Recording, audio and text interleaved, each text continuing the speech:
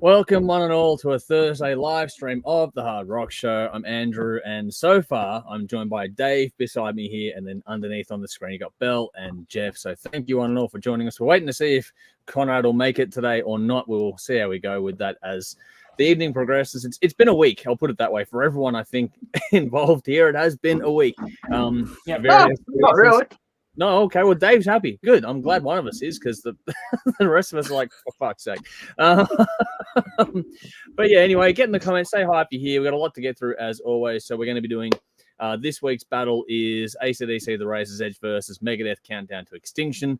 Spoiler alert, the audience vote, and that was exceptionally close. So that'll be interesting to see how that one goes later on. There are reference tracks for everything we're talking about tonight in the description box, so make sure you hit those as well in case you missed them as we go through in the live chat or if you're tuning in later on. So yeah, go and check those out for yourself and make up your own mind as always. But yeah, we're going to do that. We're going to do another round of our Builder playlist with Yngwie Malmsteen's Polydor Years stuff. So this week we're going through the Odyssey album and choosing that while doing the results of Trilogy from last week. If we'll have another album Who Am I edition. If Conrad doesn't make it, Jeff is ready to go to jump into the void for that one, which we're good on. We got songs of the week as well from the Dreadful Tides, Goodbye June, Reach, Screaming Eagle, and Ulcerate to get through as well. So got a bit to get through as always, but yeah, it's a bit of fun. We'll see how things play out because everyone's been an up and down kind of a day getting things set up for today. Everyone's running a bit behind me, especially, but it's all a bit of fun. But got a few people here. Michael's here saying good evening, all. Good to see you over on YouTube. And Nicole, good to see you as well. Sally's here. People. So Rowan. Jolie's here too. Good to see you over on Facebook. And David, g'day all. Lest we forget Rock on. Hey, indeed. yes. But I'm glad to see Facebook comments are coming through because I wasn't sure I'd get in there today. More on that in the bin later on. On that note, yes, everyone, the people behind the scenes will know what my bin is. But yeah, just a quick little thing here going to touch on Anzac Day. It is Anzac Day, so just a big thank you and remembrance of all the people that have done their bit in that regard. But, you know, that is what allows us to do stupid things like this for fun and games. So not going to carry on, just going to entertain, but just wanted to touch on that and acknowledge the day for what it is. But with that said, let's get on to our highlights of the week if we have any. Dave, let's start with you. Your highlight of the week this week was I was really hoping you'd talk for a bit longer so I could try and think of something because it's been a really quiet week and nothing's happened. Surprise day off, Dave. Surprise day off. Yes, I forgot this was a day off. I was at work yesterday and they're just like, oh, we're not coming in. Like, why aren't we coming in? Oh, Anzac Day. That's a holiday. Oh, shit. Okay, cool. So yeah, I didn't go to work today. That was a bonus. But yeah, I got drunk on the weekend. That's exciting. It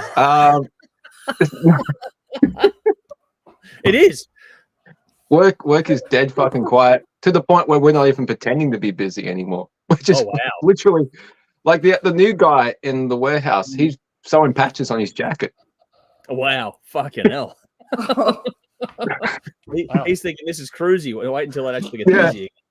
Yeah, it will get busy again at some point, but it's just been so fucking dead quiet. We got there's one job we do every morning, do that in a couple of hours, and then it's just only so many times you can sweep the floor. Yeah. And WorkSafe came in last week, so this factory's spotless. There's literally nothing to do. So fun. Enjoy. Interesting ways of keeping busy. Yeah, it'll get busy again at some point. But yeah, nothing's happening. How are you, Jeff? Are you more exciting than I am, my friendly Canadian? Yes, thank you. Yeah, well, you know, you said it was a surprise day off for you. It was a surprise day off for me too because I was rostered to work today. Yeah, cool. And I finished yesterday at 5, and about 3:00, the messages that came through from head on down and said, "Everybody check their rosters because we've made some changes." You know, and so I went and checked my roster, and they added me as a day off. I'm like, well, fuck, all right. I didn't expect it, to be honest, and I would have liked to work, to be honest. Yeah, you know, extra money, but it is what it is. I still get paid, but just won't get the extra public holiday time. Money that I would have got. Yeah. So, but I certainly enjoyed it, and I used the time today because I was doing all kinds of shit in the background. I bought a car today, so that was that's exciting. What sort of car, Jeff? It's a Kia Sportage. Okay. It's not brand new. It's a 2018, but you know, still. So like a little. Is it a 4-wheel drive? SUV? It's all-wheel drive. All-wheel drive. Oh well. Yeah. Nice. I put a picture of it in the Discord. Have a look. You can have a look. It's there now. You can see it. Oh, Yeah. okay. I'll look later. I don't have it on the laptop. It's on Yeah. the phone. But I figured somebody might want to know if I mentioned it. So anyway, that's really what I did today. So I haven't picked it Ooh. up yet. I'm probably not going to get it until probably Monday or Tuesday, and I may actually have to take a day off to do that. So that'll be fun. Because I mean, I've got to get there to get I it, know. right? I Yeah. know. So It'll be tricky. yeah, and if I work 8 till 5 and they close at 5, well, what the Yeah. fuck? Well, then you're screwed. Yep. Yeah. So I'm gonna have to probably message my bosses tomorrow and say, guess what? They're the ones that actually are the ones that push me, because my car, as everyone knows, has been a big fucking lemon. Mm-hmm. So in the last little while, so now we're moving to the point where, because before it was we worked in the city 3 days a month. Yeah. Now we're going to be working in the city 3 days a week. Oh, 3 days a week. Fucking hell. 3 days a week. yeah. So Yeah. yeah. So I get to pick my days, and right now it's tentatively set for Wednesday, Thursday, Friday. Yep. Which means that if I work Friday, that means after the show, it's like Betty bye for Bozo. I'll be going to bed because I got to drive. Yeah. It's not that much further. Before it was we worked in Northcote. Now it's Preston. It's like an additional 3 minutes or something from where it was. It's not a huge, but it's still a hike for where you are to that. Yeah. Well, I'm tell you what. I'm glad I'm driving. That fucking the public transport can get fucked. I told. Did I mention last time I went, I sat in this train and I could smell like shit. Like and it was like it's that old shit. Like shit's been lying around and you come across it's been in a barn for a fucking month. And it's got that rancid fucking doesn't smell fresh. Yeah. Right? It smells really nasty. Well, this was someone's ass. And I'm like, you can't and then to add 4, 5, 6 hours, whatever it is, to my travel time a day, 3 times a week. Not doing that. No. So fuck that shit. I'll spend the money on buying a new car. Fair enough. Yeah. Anyway, that's it from me, Belle. How have you been? I've been okay. I also had the day off, but I'm a public servant, so it's a given.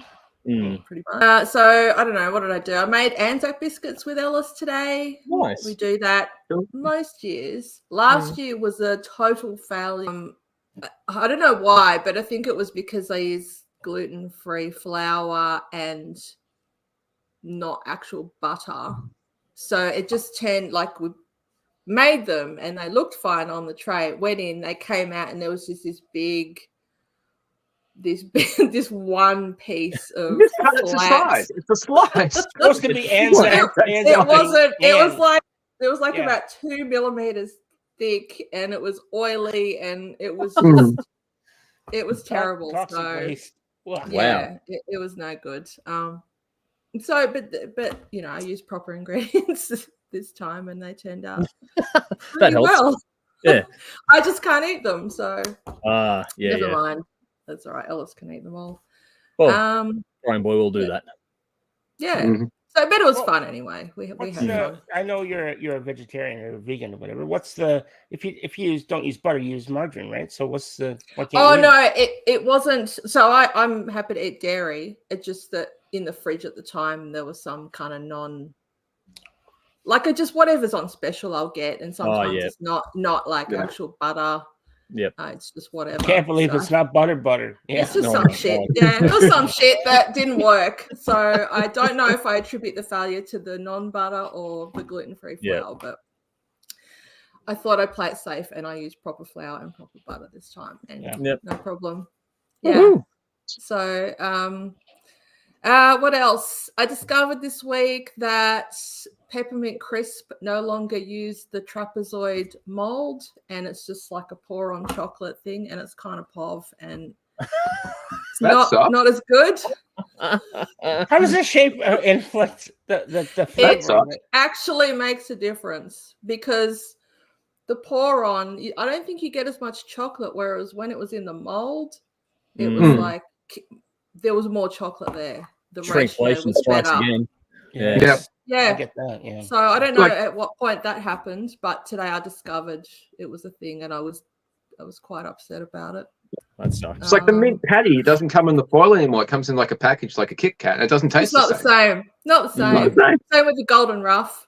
Those little Yeah. round things in the foil. They were the best. So fuck now. No, Yeah. it's just shit.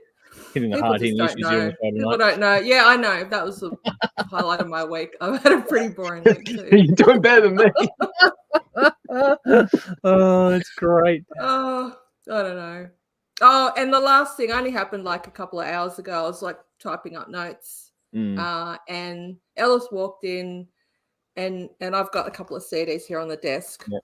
and he looked down and this one here, and he looked down. You got And he's that. like, "Oh, I know a song off that." Yeah, Oh, shit. Nice. And I'm like, "What?"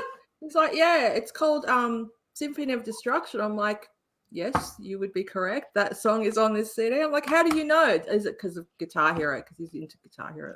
Yeah. And like, he's like, no, I just heard it. I'm like, dude. And then he started singing just like the Pied Piper. Like he started singing In the the chorus. high, I'm like, Mustang, ah. nasal. Nice. There you go. That's a no, I highlight. don't think so. Yeah, So, still a you know, highlight. your That's kid definitely a surprising you is definitely a highlight. Mm. So just sort of throw that in. That's awesome. Yeah. That is his highlight. Indeed. But That's yeah. That's probably the best one here, I reckon, tonight. That's gonna Yeah. be top. That is cool. So, I don't know. New car's pretty cool. well, Let's not write that off. Sorry. Not yet. no.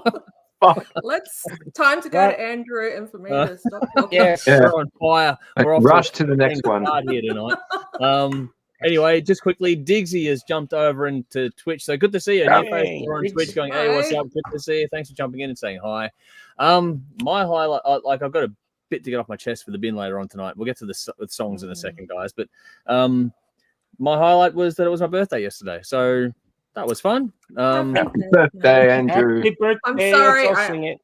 I only saw that today, so apologies. And you're for still my younger than me. wishes. That's what happens. Yeah, no, it's just one of those things where it comes around every year. Apparently, no, it was good. Just the fun part about it for me is that this time around it's the first one since we moved up to Queensland. So it was just good to get the phone calls, touch base with my family back home and that, and the kids and that too, which was cool. And that was all pretty nice, and just sort of had a relatively simple day yesterday. I didn't do much because there's always work going on and things like that, and Jody works as well, so it's not like there was oh my god, a huge surprise. I do have one present on the way, and I've got one present back here, which I'm going to do an unboxing video on later on. I know what it is, but I'm going to do an unboxing video for everyone to check it out when I get to it. So that'll be a bit of fun when I get around to that. So there'll be a bit more to play out in that regard. But that's pretty much the easy highlight of the week. It's a bit of a cheat code, but you know, what am I going to do to top it? You know what I mean? So that's that. But I gave myself like a half day of work today, even though it's a public holiday. Still went and did some work and came back in time to watch the game, which Vinny's just commented on there. It was a cracking game at the end of the day today, which is cool. And then sort of finished my notes off and jumped into the stream, and here we go. So on that, I'll go to the go to the chat here for a second. Vinny's gone, hey gang, great to see you all again. Cracking game, Andrew. You should audition for Home Alone 3, Jeff, with your beanie on. So there we go. Took. It was a good game, Vinny. I will agree with that. Matthews, you happy birthday, mate? Thank you for the kind words there. And the interview with you is coming up very, very soon as well. Vinny's gone, happy exit wound day, Andrew. Well, yeah, thank you. And Ben's here too, going, hey, good. All right, let's move on to the songs of the week. I know there's a few people watching tonight that want to get into that, so we'll get to that in a second. But I'm going to start off with Dave's song this week, which I'm going to put a link in the comments as we go through. But remember, there are links to all this and more in the description box. I'll check those out as we go. And Dave's assignment for this week was a band called Reach with a song called Prophecy. Title track from the album, obviously Prophecy, released at the end of March. This is the fourth, I believe, album from the Swedish band.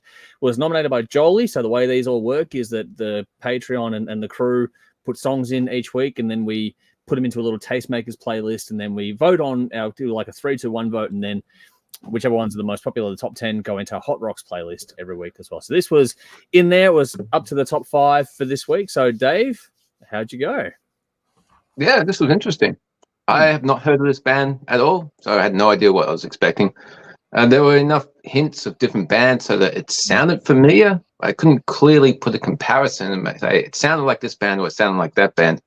Their bio on Spotify references both Queen and Muse, and I didn't get that at all from this song. But hearing a couple of their other songs, you can kind of get that slight comparison. With this song, I hear more of the Winery Dogs, actually, which I thought was kind of cool. But then it throws you a bit, so it's not exactly like that. It was just probably the vocals sounded a lot like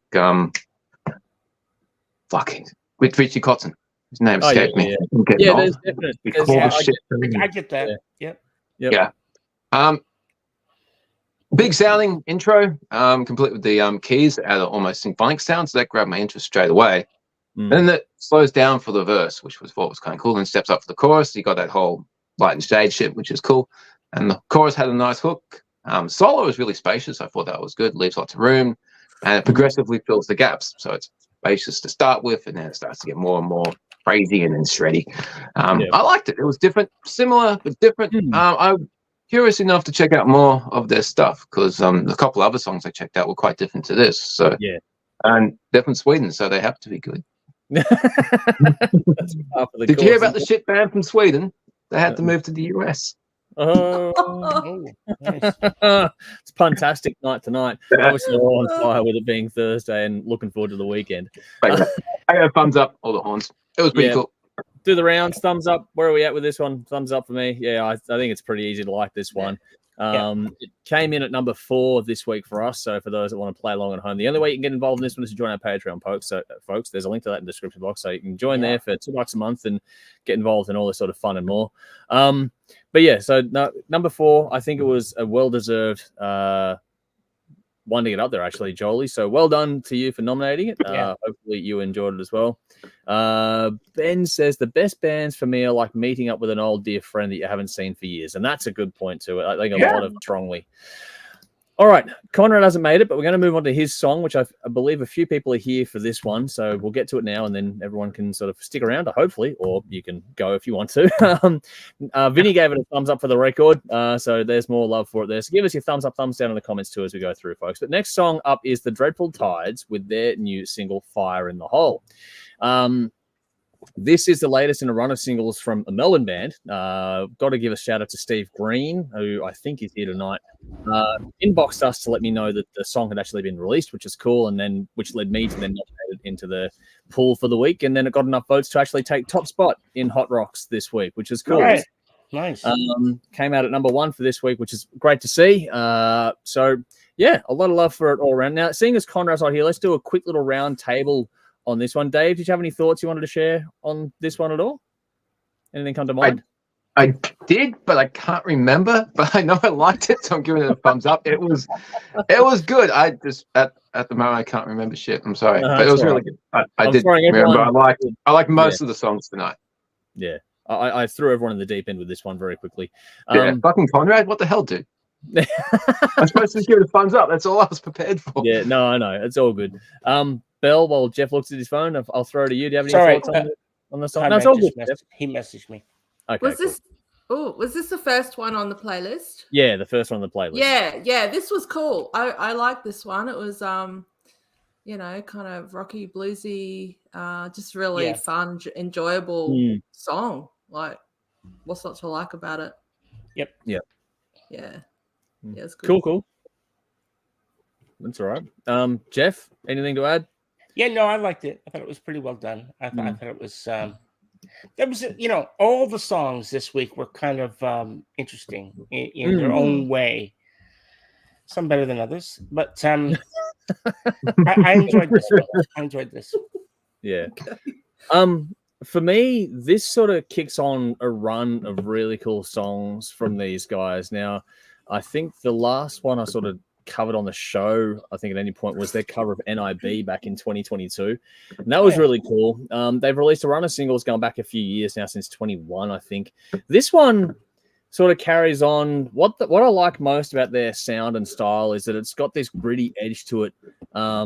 It's actually kind of funny that in some respects, Dave, you'll know this one, it kind of a little bit puts me in mind of Voodoo Cane from back in the day. I remember them. They were fun. that gritty edge to it. I like the tone. I like the sound of it all. I like the way it's got that groove and feel, and it makes you want to move to it. It's fun, but it's dark at the same time. It's got all the things you sort of like about heavy rock, and it's basically heavy rock at its core. It's not a complicated song, but it's very well done. It's got a good little hook in it. I like the hook in the chorus along with the riff, that fire and that dun, like the way the riff kicks underneath it all is really well done. I like the composition of it all. It's just a short, sharp, punchy song that I think, it's one of those ones where it's the cliche where it, punches above its weight kind of thing, because it's got a lot of grit and grunt that, along with a good hook and some nice sort of gnarly melody to it as well. Like between the riff, the tone, and the vocals, I really did enjoy this one quite a lot. And that all leads to the rhythm to do its thing as well. So I think it's a great track. I loved it to bits. It's why I put it forward. It was my pick for the week, for this week. So I'm glad that I nominated it. And then it did enough to get everyone to vote it to the top spot for the week. So I was like, okay, cool. I nominated it, and then everyone sort of voted it enough to get it to top spot. So it's been well loved all around. I think from the Patreon side of things on voting, and then obviously I'll put it forward. So it's my song of the week. I wanted to fucking cover this one. I was jealous when I drew Conrad out of the hat to do this song. I was like, fuck, I want to do this one. You can lie if you want to. You got to do it anyway. You're the boss. I got to do it anyway. So I love it to bits. And if you haven't checked out the Dreadful Tides, please do, because I've got a lot of cool singles in there. That cover of NIB is a good little video as well. If you I did check that out. That was cool. That's a cool one. But yeah, they've it was been around different. It was faithful, but they put their own spin on it. Yeah, and they do have their own, like, for all the things I'm talking about, they do have a definite sound of their own and a style of their own as well. They do sort of stand out, especially.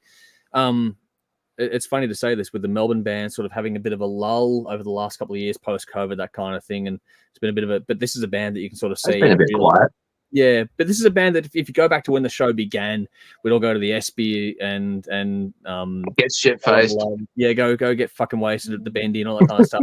These are the bands you can imagine playing on stages back then. So it makes me feel like going back to the old days a bit of doing the show about a decade or so ago now. So it brings back that feeling and vibe for me, which is cool for me. So I enjoy this one quite a lot. It's got a good old school, but still modern, fresh, and energetic vibe. So I love it to bits. Hopefully the guys see this one and appreciate that. I've got an email from them as well. I'm going to try and get him for an interview on the show at some point as well. So I've got to line a few things up, but we'll get to that one down the line. So yeah, thumbs up all around from us, obviously. I don't need to go and ask the question. I think we've all given some thoughts there.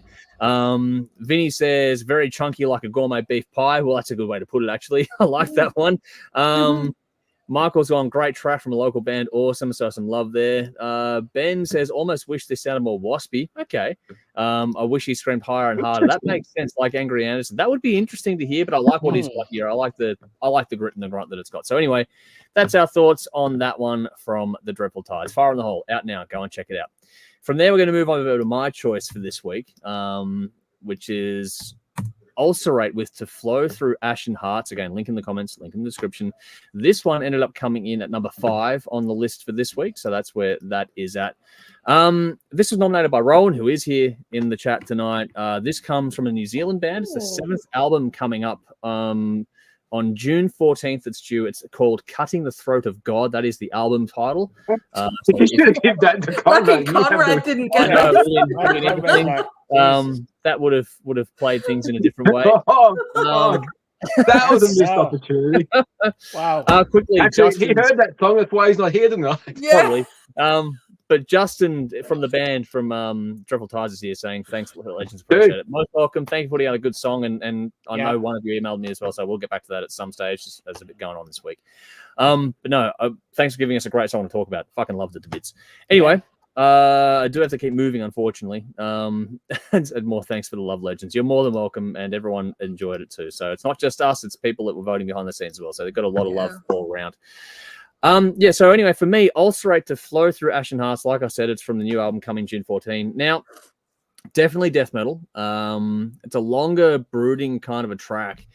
This is one that I'm more black metal curious, for example, than Dave is, traditionally speaking. I tend to play in this space a bit more than a few other people on the show I've done over the years. Bella, you're probably more into this world than I am, probably, but we'll see how it goes when we do the thumbs up, thumbs down kind of thing. But this is one that, when it comes to this sort of music, I do enjoy it. I can sit there and enjoy it and take it in. But this one I sort of struggle with a bit more. It's very dark, which is cool. I enjoyed that. It's got loads of atmosphere. I like when this style of music has a lot of atmosphere. But it's not stupid crazy. There's lots of light and shade in there, which is cool. Nice tempo shifts across the song as well. If you like this style, I think this will be a great song for you. Not really a gateway song, though. I think this is one of the ones where if you're a fan, you'll enjoy it. If you're not a fan, it won't do anything to change your mind at all. But that's it. It has everything you want. It's got the aggressive vocals, it's got blast beats, it's got the contrast between the frantic drums and the slower or mid-pace sort of guitar. It was a cool little element in the song. I enjoyed that one quite a bit. Funnily enough, the time goes by for a 7-minute long song as well. The composition has, definite phases to it, and it moves through them well. I think I just struggled to find an anchor point on this, which sounds weird because my next note is about, for this style of music, I like something to grab onto, and for this one, doesn't quite have the right one for me. There is this, it floats, it flows, it does all those things well, as much as this style can. But I just felt a bit sort of adrift listening to this one. It was harder to lock in on something for me. I think it's well done. I think for fans, you'll enjoy it. There's a nice sort of echoing cavernous part about the 5-minute mark, which is a cool little gear change in there. That was a nice little sort of stand-up moment in there for about 30, 40 seconds.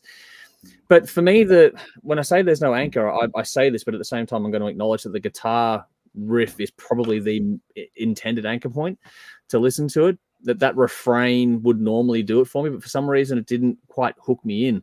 In the last couple of minutes, so from that cavernous part, 5-minute mark to the 7-minute end, that kind of starts to get me. But for the first 5 minutes, I'm kind of like lost and adrift in the song, which is not necessarily a bad thing, but it just kind of makes it hard to zone in and really give it your full attention. What I would like to do is hear this in the context of the album. I think it's hard to get singles out of songs like this. I think in the context of an album, it has more weight and bearing to it.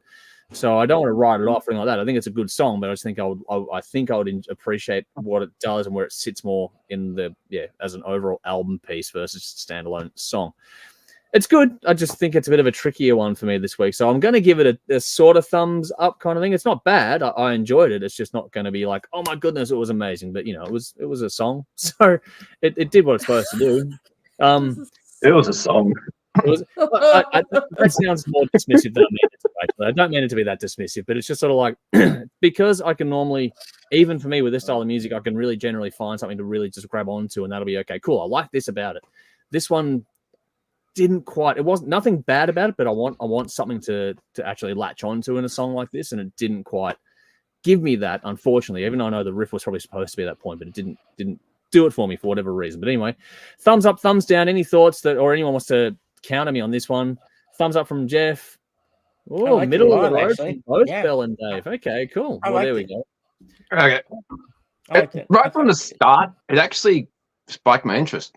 And musically, it's fantastic. It reminded me in the slower parts of the Spiral sequence, that local project that we all like. Yeah. The blast beats are cool. The contrast between the fast and the slow. But the vocals just blow it for me. They're absolute incoherent rubbish. I don't understand the point of writing lyrics if you're too much of a fucking pussy to let people hear what you have to say. I don't think it's necessary. It would have worked much better as an instrumental. I mean, I like I love stuff like Rammstein or anything in a different language, anything that's Finnish, because it sounds like words. This is just fucking growling. It sounds nothing. You don't need it. Distracted from the music, it was not necessary. I hate this crap. Musically fantastic, vocally absolute shit. Okay, well, to each their own. I actually enjoyed the vocals. I thought the vocals really reminded me of Michael Ackerfeld of Opeth. And he's way better. I know He's way better. But it had that same. Because you can growl, you can understand what he's saying. Yeah, well, I get that. I get that. But I think that's kind of where they were kind of going for. It had that similar vibe.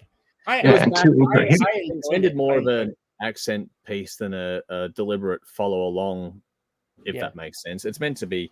It's one of those things you'll sit down and go through lyrics, and once you've read it and you take it in, it'll be one of those ones has more impact. And in context to the album, right? It probably would. One of those things that has context.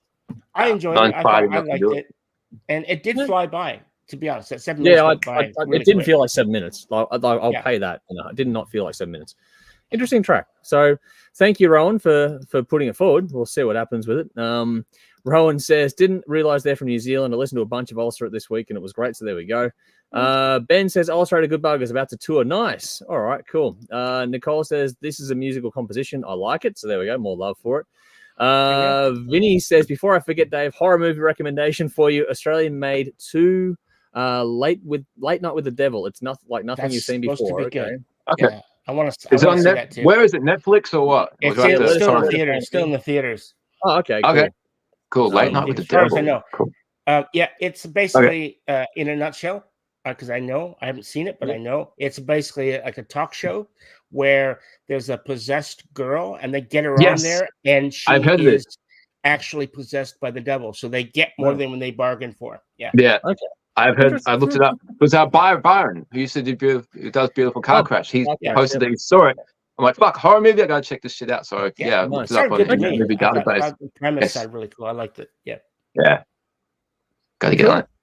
All right. Speaking I'm of going to horror, keep this moving though, otherwise we'll get bogged down. I just want to say one thing. Yeah. I got it in my inbox, and this is coming very soon. I don't know what the fuck it is, but maybe you guys got it as well. But Tobias Forge, Ghost. There's a movie, Ghost, coming very shortly.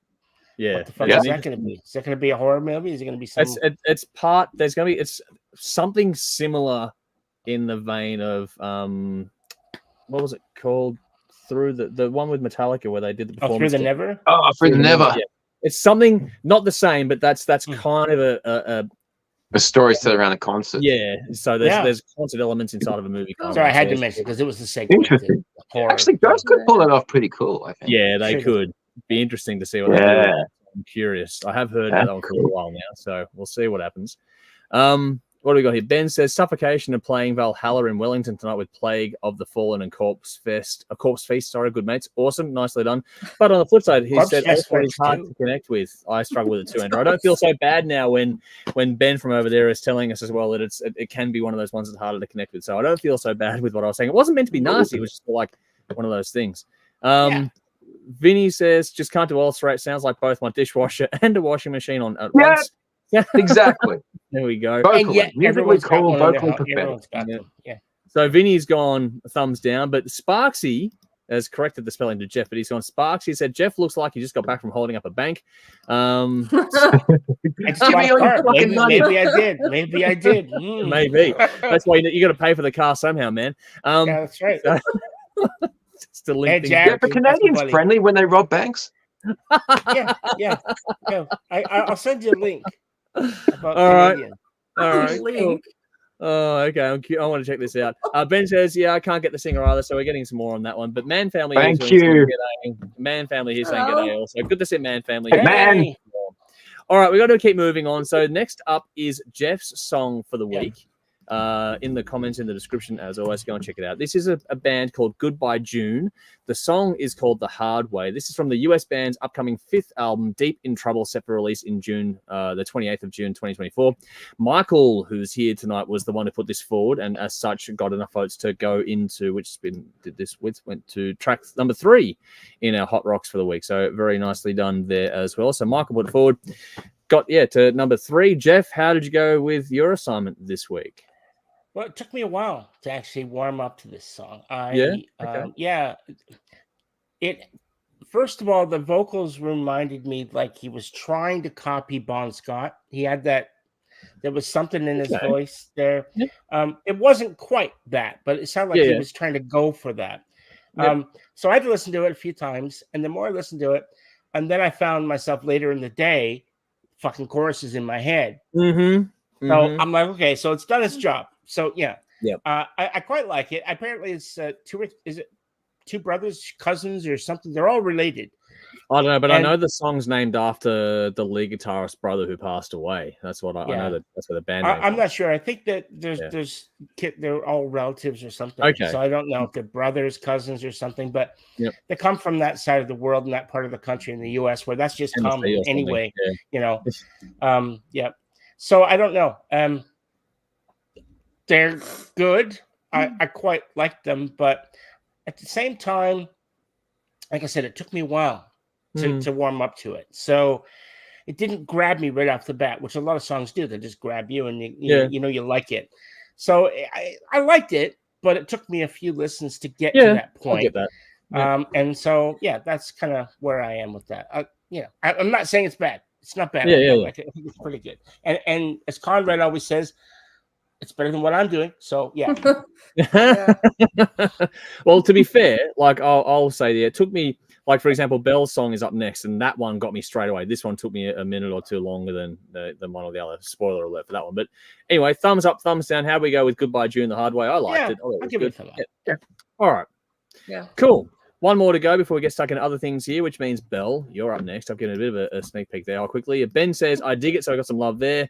Vinny says, thumbs up, reminds me of Dirty Honey. That's actually a good comparison. Dirty Honey, very good comparison. That I do get. All right. Another song now is Screaming Eagle with a song called Misery. This is the latest single from the Central Coast Australia band. This is their third single since their release of their debut album, Ride the Tiger, back in 2018. I think it was the debut album anyway, which we loved on the show. We loved the album Ride the Tiger. So I'm not sure if there's more coming or if it's just singles at the moment, but the way this one got through is because we don't have as many people as I was liking Patreon, so join Patreon and get involved in this sort of stuff. But so I have backup songs ready to go from Australian artists and that. This was just put forward as a backup song. Ended up with enough votes to take it into, which one did this come to? This one went to number 2 actually. So it did very well for a little backup tune there, which was good. So nicely done there all around. So Belle, how did you go with your song Screaming Eagle, Misery? Now that you know it's an Australian one, are you going to say nice things? Yeah, I'm not predictable. We have no precedent here.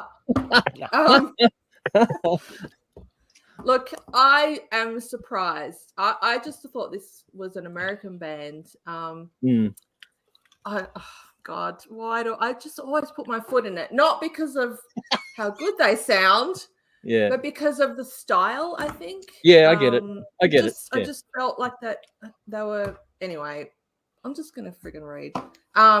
It's a great hard rock song. Bit of a bluesy feel to it. Which is a great combo as far as my tastes go. Nice, clean sound instrumentally, vocals, perfect match, and really good. The guy has a lovely tone. Like he's a really, really good singer. I really like his voice, so I'm keen to hear more. And it actually surprised me a little because in a lot of ways, you sort of, it's a familiar sounding song. It has all the good bits that you get from this genre. That's what you want to hear. But they actually put a few nice little twists in it, I thought, which kept it interesting. So there's an unusual section for a few bars before the solo starts. It just kind of, you know, you're into the song and it's like got the groove going, and then it sort of twists a little and you think, oh, things just got a little bit moody. It just sort of changes a little bit. And I thought that was cool. And the solo was great too. I love that. Very soulful. It was quite lengthy, but it wasn't like a Malmsteen solo where you just like shut the fuck up and just get back to the chorus or whatever. It was good. Yeah, it worked well. I thought it did. So I was happy for it to go on. I see Jeff shaking his head like, what the fuck? Have I taught you nothing, Belle? Has the last 3 weeks taught you nothing? We'll get to that, Jeff. Anyway, I'm sure we will. So, shortly. I just I Robin just found it. What also I liked was the end. Like they just kind of went back to the car. That's it. We're done. You know, we've played enough. Yeah. And it just like, wow, that was actually a really cool way to end the song. So I like that as well. But yeah, what a great sound. Great. I should know more about the recording side of things, but I don't. But it sounded fantastic. Yeah, it's like got a great whoever was looking after the production on this. Just beautiful. Really, really good job. Did a really good job. Yeah. Look, everyone involved in this, just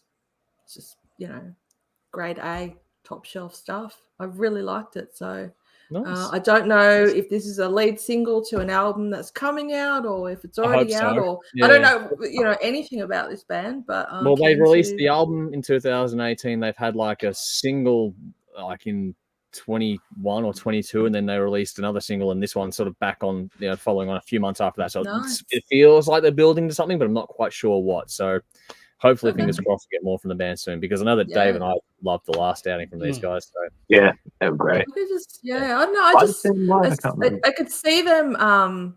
Like again, I just had it in my head they were American. I was thinking, that I could see these guys in a lineup with, acts like Dorothy or Blackstone Cherry would work well. Yeah, those kinds of bands. They just kind of fit in with that vibe well. So I don't know, like they'd be a great support if any of those acts came over here.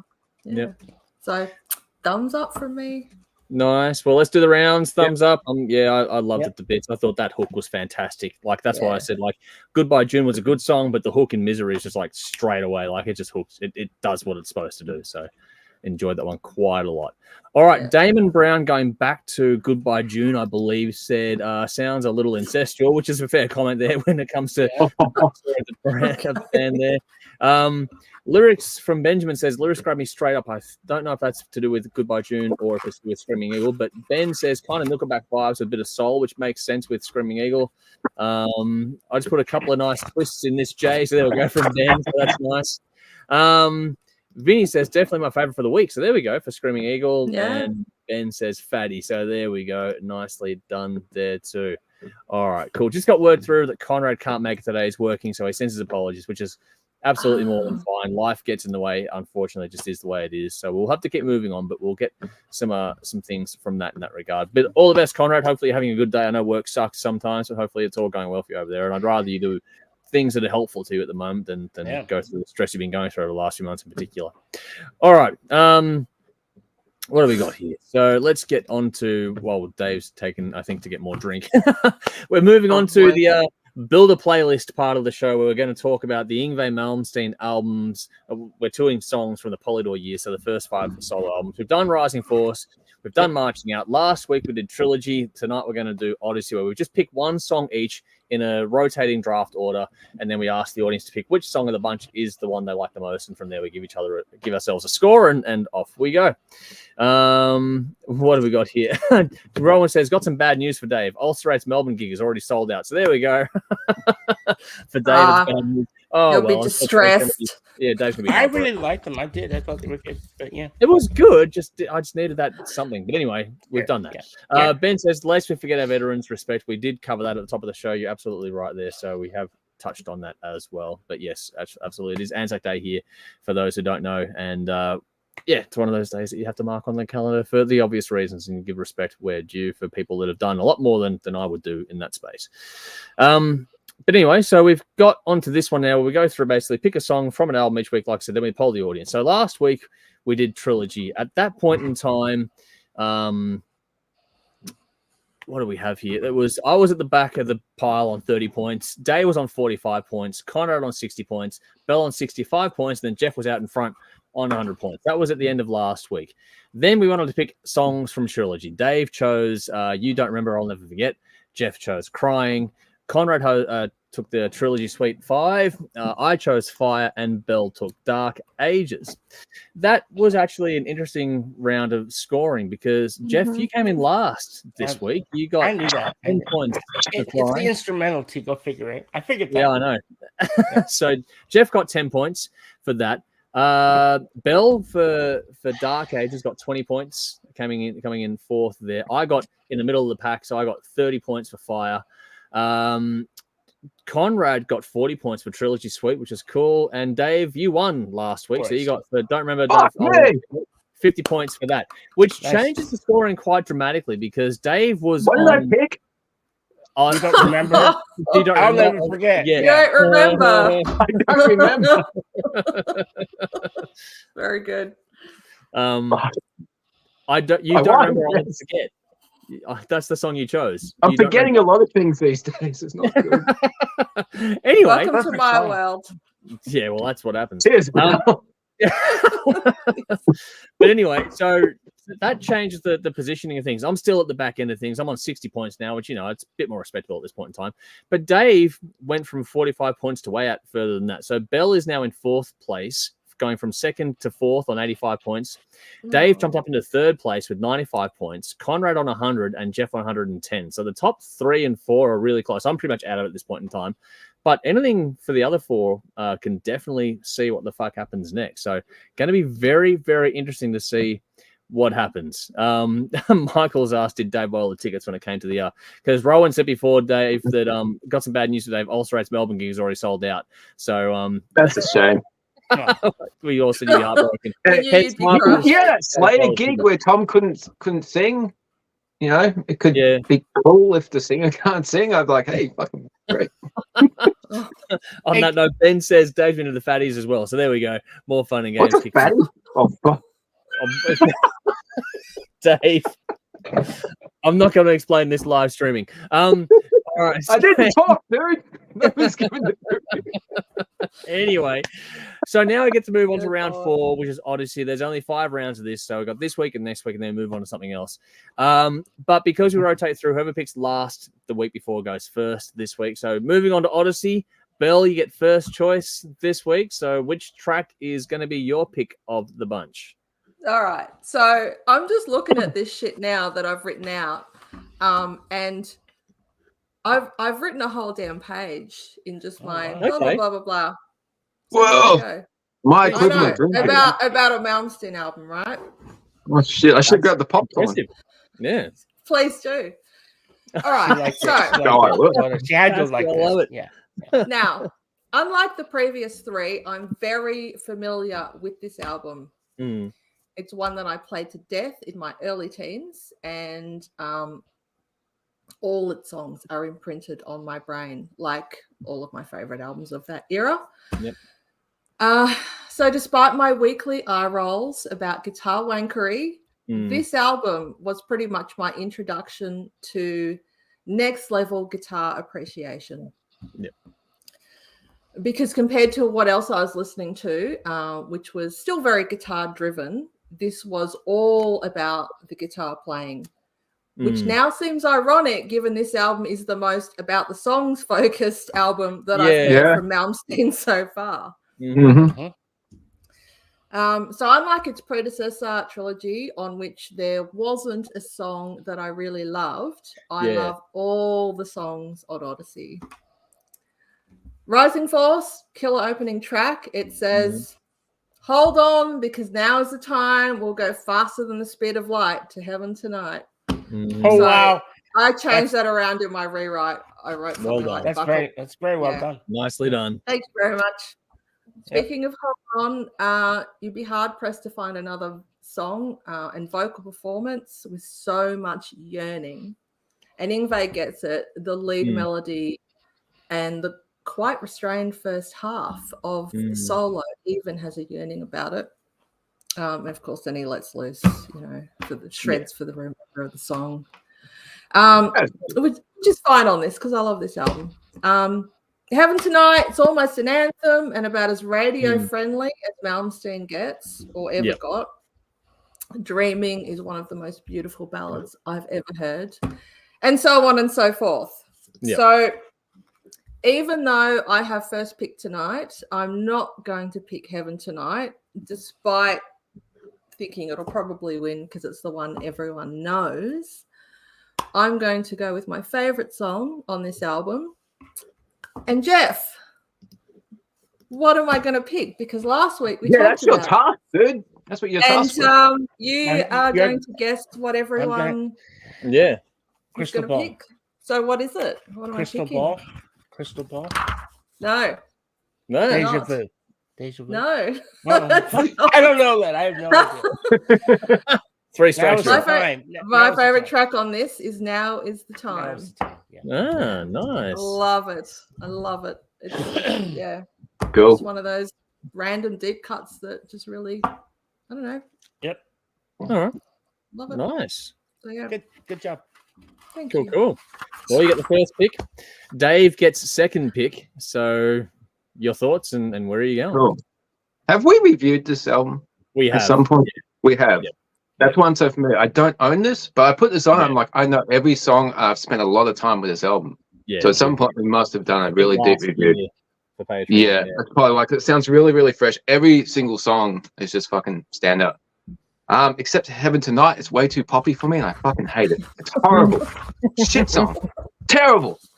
And as Belle's mentioned, it's restrained Yingri and more song orientated, and I miss just guitar wankery because that's what you listen. You listen to fucking every other band from this era for the songs. This is just guitar shit.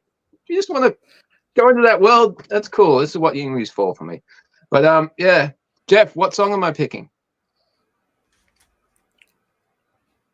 Bite the Bullet. You're way off, dude. In fact, What, like, Jeff? the two you picked for Bell are the two on my short list because I knew I was going second. So whenever you're thinking about Bell, direct it at me, dude. Okay. I'm going with Deja Vu. Please, that's never going to happen. Right. Okay. I should probably try and keep us moving here, shouldn't I? So what? Deja vu? Yeah, Deja Deja Vu is the Cool song. Oh shit! I gotta write this shit down. You should write this down, Bill. Yes. I can send you listening. I'm keeping notes as we go along. All right. All right, Jeff, you don't I'll have to my guess for pen. anyone else, but you have to let us know your thoughts and which song you're picking off the album this week. So which one are you taking from Odyssey? All right. Well, first, look, this album has probably always really been my favorite album from Malmsteen I because think it's Oh, easy cool. to see why. it's the songwriting mecca of his career. This is the album that he proved to everybody that he can actually write songs. Mm-hmm. And you know, so because people were saying, you know, okay, yeah, great, like what you said many times, he can fucking play, but can he write a song? Well, he proved it on this album, and he only had to do it once. You know, He only did it once. he only did it once. Yeah. Well, so there was 2 albums released of Joe Lynn Turner, one of them being live, unfortunately. Yeah. And live in Leningrad. But look, Joe Lynn Turner has always been one of my favorite vocalists as well. Yeah. I think he's fucking Underrated. amazing. Yeah. Very underrated. Got a great, you know, Deep Purple, Rainbow, all that stuff, solo career. And so I think the opportunity when you know, for him, those guys to work together, it was like a match made in heaven. Really, it was. And it's a shame that they didn't make more music together because who knows what they could have done. But as it happens, the songs that everyone has picked so far, my favorite song off the album is still available, and I have to take it because that's my favorite song. Do we get to pick? Do we get to pick your? Sure. Yeah. pick? I'd Come on, go Bill. for it. Have a guess. As in, like, guess your pick. Sorry. Yeah. Rising Force. What are you thinking, Dave? Hang on. I got no fucking idea, and I can't Google it quick enough, so I'll pass. Yeah, I'm going to guess Dave. Heaven Tonight just for the sake of it. Yeah, can you solo Bell? Sorry. Can't Solo see Bell. that. It's very small. Just Yeah, Solo take Bell that. and Oh, hang on. Let me. Bit hang on. to the left. There, bit to the right left. there, right? There we go. Closer. Closer. Jesus. Riveting. Right in the dungeons. I'll go with that one. Right. Andrew? I Thanks, think Bill. Heaven Tonight.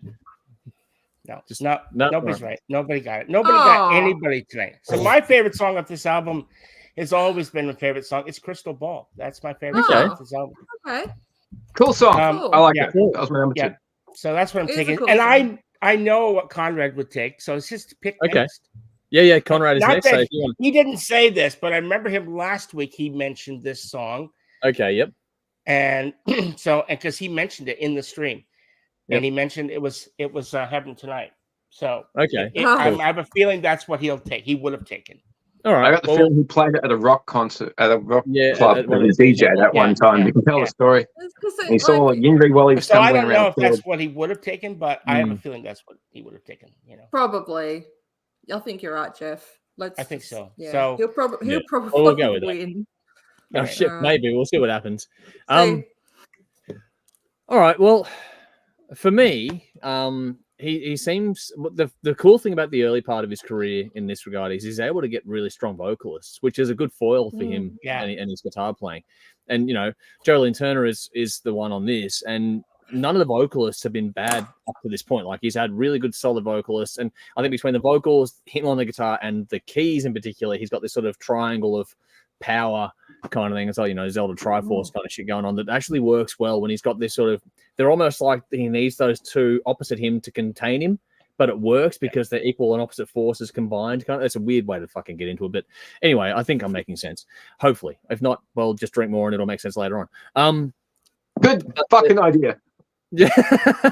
But I like how there's this, that seems to be a method that works on these ones. And like Jeff said, this is the one where he actually, proved to the world he could write songs. I liked what he did on Trilogy. I thought that was, and the one before that as well in Marching Out. I thought those were better good outings as well. Trilogy, you could feel a bit more of the ego coming in. This one feels the ego stepping back a bit more. So it's actually, Jolene Turner seems to come in and going, okay, hang on, buddy, let's write some songs. Everyone knows you can play. Let's write some songs. And it's worked. I don't know for sure, but because Jolene did the lyrics, it feels like there was a mutual respect thing going there for this album anyway. This is more balanced than Trilogy was overall. Less ego, like I was saying. It is. All these ones are a bit dated. I think early on the signs are there that I don't think Yngwie is the best producer. He co-produced this one, because this one sounds better than Trilogy 2 for that matter. But I just think that this is not nearly as bad as later stuff. Don't get me wrong at all. This is not like the stuff that's recorded by a potato with a potato in a potato kind of thing. This is actually, this sounds pretty good still. It's just fairly time stamped. That's all. But it's solid, it's well balanced overall, that kind of stuff. But it's just not as clean as it could have been for mine, especially for albums of that era. That said, it's not a bad thing. It's just one of those things that I'm going to pick on. There's some nice hooks in this one. Got to give credit where due for the songwriting on this one. Overall, this is well written, well performed from top to bottom. And like I said, probably the best of the bunch so far. Like, you get through the first 4 albums, this is the one where we're like, okay, cool. This is the one I'd actually happily go back to time and again. We've reviewed it, like I said today, we've reviewed it, and I remember it from that time, and I enjoyed it a lot going back to it. It's actually, okay, cool. This is a good album. It's nice. It flows well.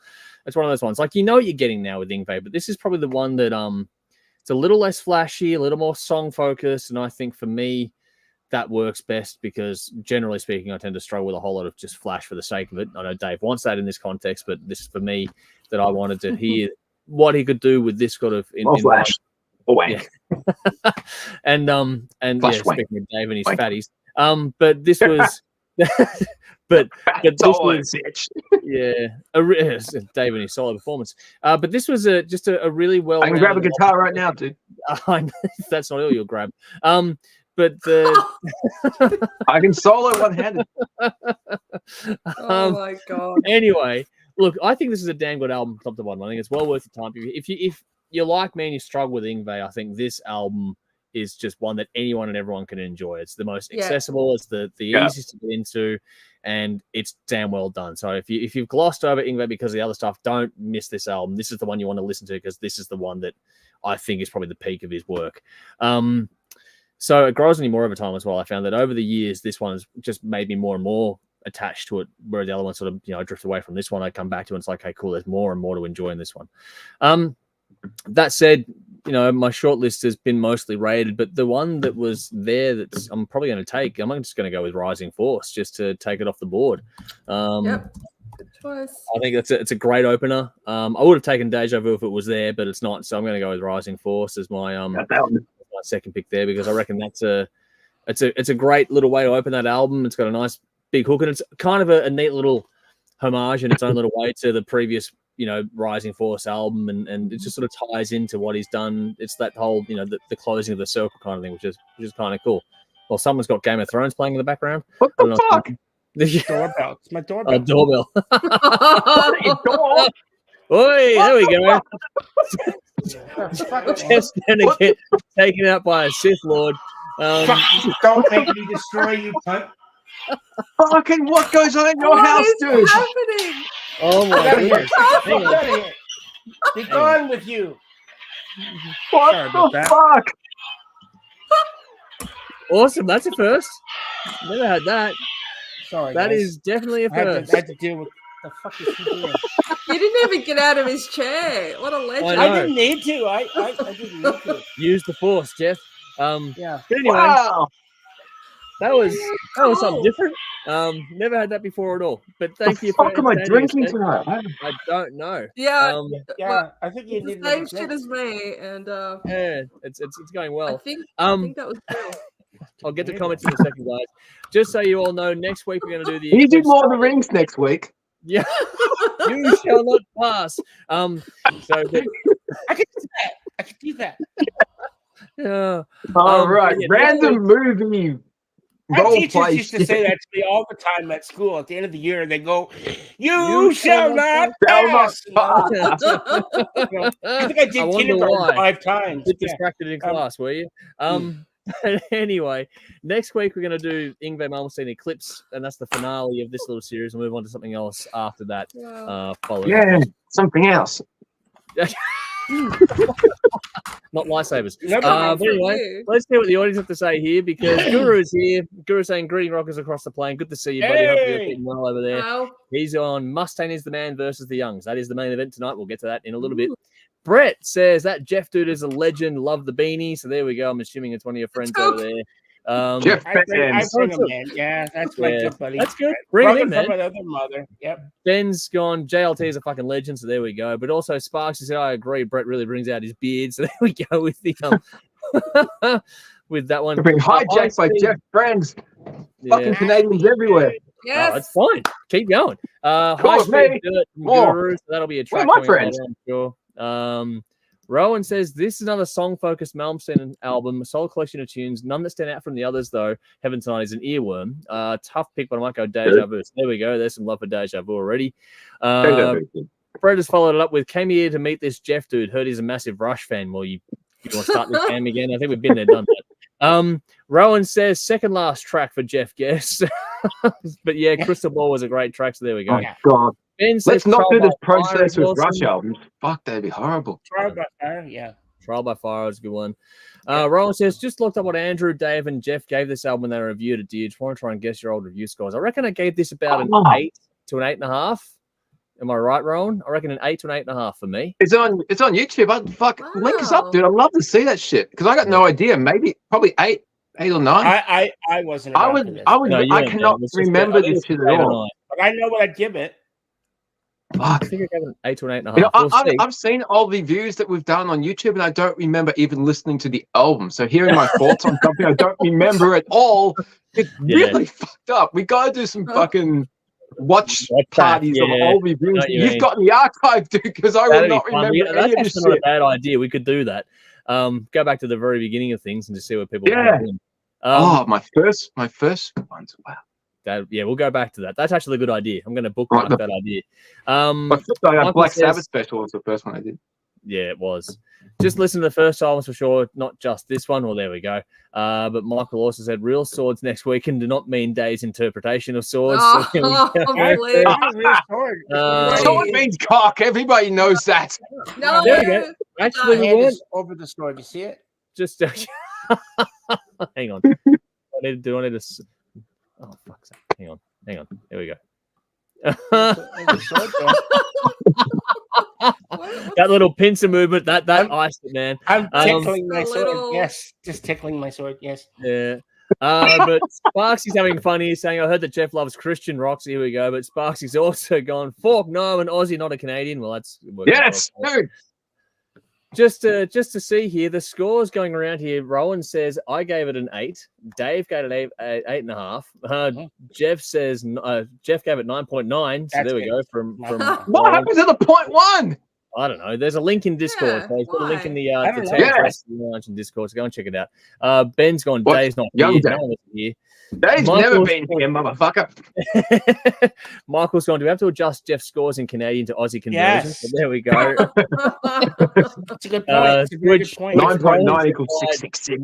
9.9 Canadian dollars is $11.09 Australian dollars. So there we go. And Sparks has gone. Jeff loves a sword or two. So we've experienced that tonight, I think. Lightsaber. Here we go.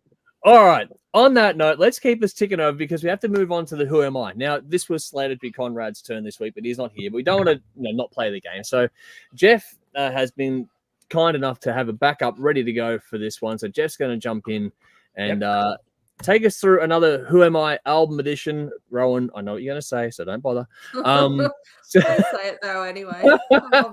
Just so I can scroll through the comments. But so Jeff has been kind enough to set something up here. So I'm just making a quick note here. But basically, long story short, we get 10 clues to guess what the album is that that Jeff has selected for us to go through.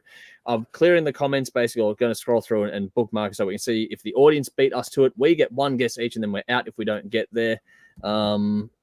And that's basically it. It's 10 clues to get to the album. Whoever gets there first wins, quote unquote.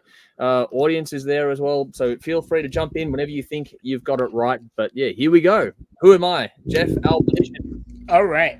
Here we go. Okay, that was my microphone, by the way, making that. Okay. I believe you. It wasn't the So microphone. Yeah. I kind of realized, I'm like, wait a minute, that sounds very suspicious. Excuse me. All right. We're having a good night. Anyway. We are. Get that cough out of my lung. All right, Here we go. All right. Clue number 1. This album was recorded between 1983 and 1984 and was released to the world in March 1984. It would have 9 songs, 3 of which are still fan favorites and played live to this day. Clue number 2. And coincidentally, as the album contains 9 songs, it would also be the 9th studio album for the band. Clue number 3. Just before production was to start, illness struck the band as 2 of its members took ill. 2 alternate musicians were brought in as a substitute for the recording of the album, Bobby Rondinelli and Jimmy Bain of Rainbow. Recording session began in Stockholm's Polar Studios in the summer of 1983, but afterwards the results were not convincing. So the entire album was scrapped and re-recorded and remixed, this time with the original lineup. It was worth the effort, as this album contains most of their hits and their biggest selling album up to that point, with over 4 million copies sold worldwide. It would also become their most successful U.S. album, peaking at number 6 on the Billboard Top 200 in 1984. Clue number 4. It is also notable that this album will be one of the very first albums recorded digitally, which means that there are no lost recordings of those initial sessions. They are gone. They were deleted. They are gone forever. So those original recordings would be great, but they pressed delete. Gone. Oh my god. Fuck, I know. Clue number Why am I 5. blanking? I'm blanking Yeah, so wait, hard. we're only up to number 5. I know it's hard. Sorry. It's going to get easier, though. That's what happens as the game goes on. Clue number 5. Few bands ever get to enjoy this level of success, which they saw with their 9th studio album, which, as it happened, was nearly 20 years into their career at that point when they recorded it. They had been around for 20 years prior. As most bands, if they're lucky enough to get that far, they're probably thinking about retirement, but not us. The success that we saw here with this album would be the building block, and it was nothing new to us. This album was preceded by another biggest selling album of our career up to that point in 1982. It would seem at this point in our career that the sky was the limit. That's a fucking hint. Yeah. Oh. Is it? Clue number 6. But it wasn't all smooth sailing. The album would undergo a strange controversy in the US. The cover art for the album, which would be a black and white photograph by renowned German-Australian photographer Helmut Newton. And despite the recording company having shown the original cover art to the retailers in the US without any concern, a complaint by Walmart in the US after the album was released resulted in Polygram Records issuing a clean cover for use in those department store chains, which is now a collector's items. The alternate cover, which was designed to be less controversial, was simply showing a photo of the band members, which was the same photo that was used on the inner sleeve. This controversy only assisted to help sell the album even more copies. Well, I know what this is. It's just not. I can't get it out. I know what this is. I know it's shit, isn't it? That's all good. All right, this is where you're probably it's gonna come out. Okay. Clue number 7. The album would be recorded at Dirk's Sound in our home country of Germany and produced by Dieter Dirks at his studio. Yeah. All right, what do you got? What's it called? Scorpions. I can't figure the fucking album. Am I wrong? Well, I can't pick the fucking album. Guess the album, Dave. Nah. Guess the band. Fuck. I'll keep going then. Clue number 8. Keep going. Clue number 8. With this massive success ongoing, the band would undergo a massive 3-year worldwide tour to support it from 1984 to 1986. Breakout. You're out, Dave. Fuck. I haven't At had the vinyl. 1985, we would attempt to build on the success by releasing a double live album to commemorate this successful world tour. Yep. It would be recorded live all over the world. It came out on LP, cassette, and as a VHS release. Fittingly, that album would be entitled Worldwide Live. Clue number 9. Fuck. The 3 favorite songs have been on every live show since this album was released are Still Loving You, Big City Nights, and Rock You Like a Hurricane. Motherfucker was one album off. And if you haven't guessed it yet, the album is, of course, Love at First Sting by the Scorpions. I was going to say Love at First Sting. Blackout was 82. I win. Motherfucker. Well done, Jeff. Well done, Dave. You came close. You came close. I didn't. I don't know why I wasn't confident. I was going to say Love at First Sting, but I wasn't confident. So yeah. Did anybody get it in the? I'll go to that in a second. Surely. That was great. That was a good one. Well done. Discogs. Yes. Well done, Jeff. I'm glad you liked it. I tried not to make it too easy, but also provide information about the band. You've done well. What's that? No, I haven't had anything to say for 2 months now. Andrew asked who am I PTSD. So there we go. Well done, Rowan. No, Van Halen 84. No. The Guru said Merciful Fate. No. Benjamin Payne said Rainbow. No. Jimmy Bain. Brett says Wham. Not quite. Yeah.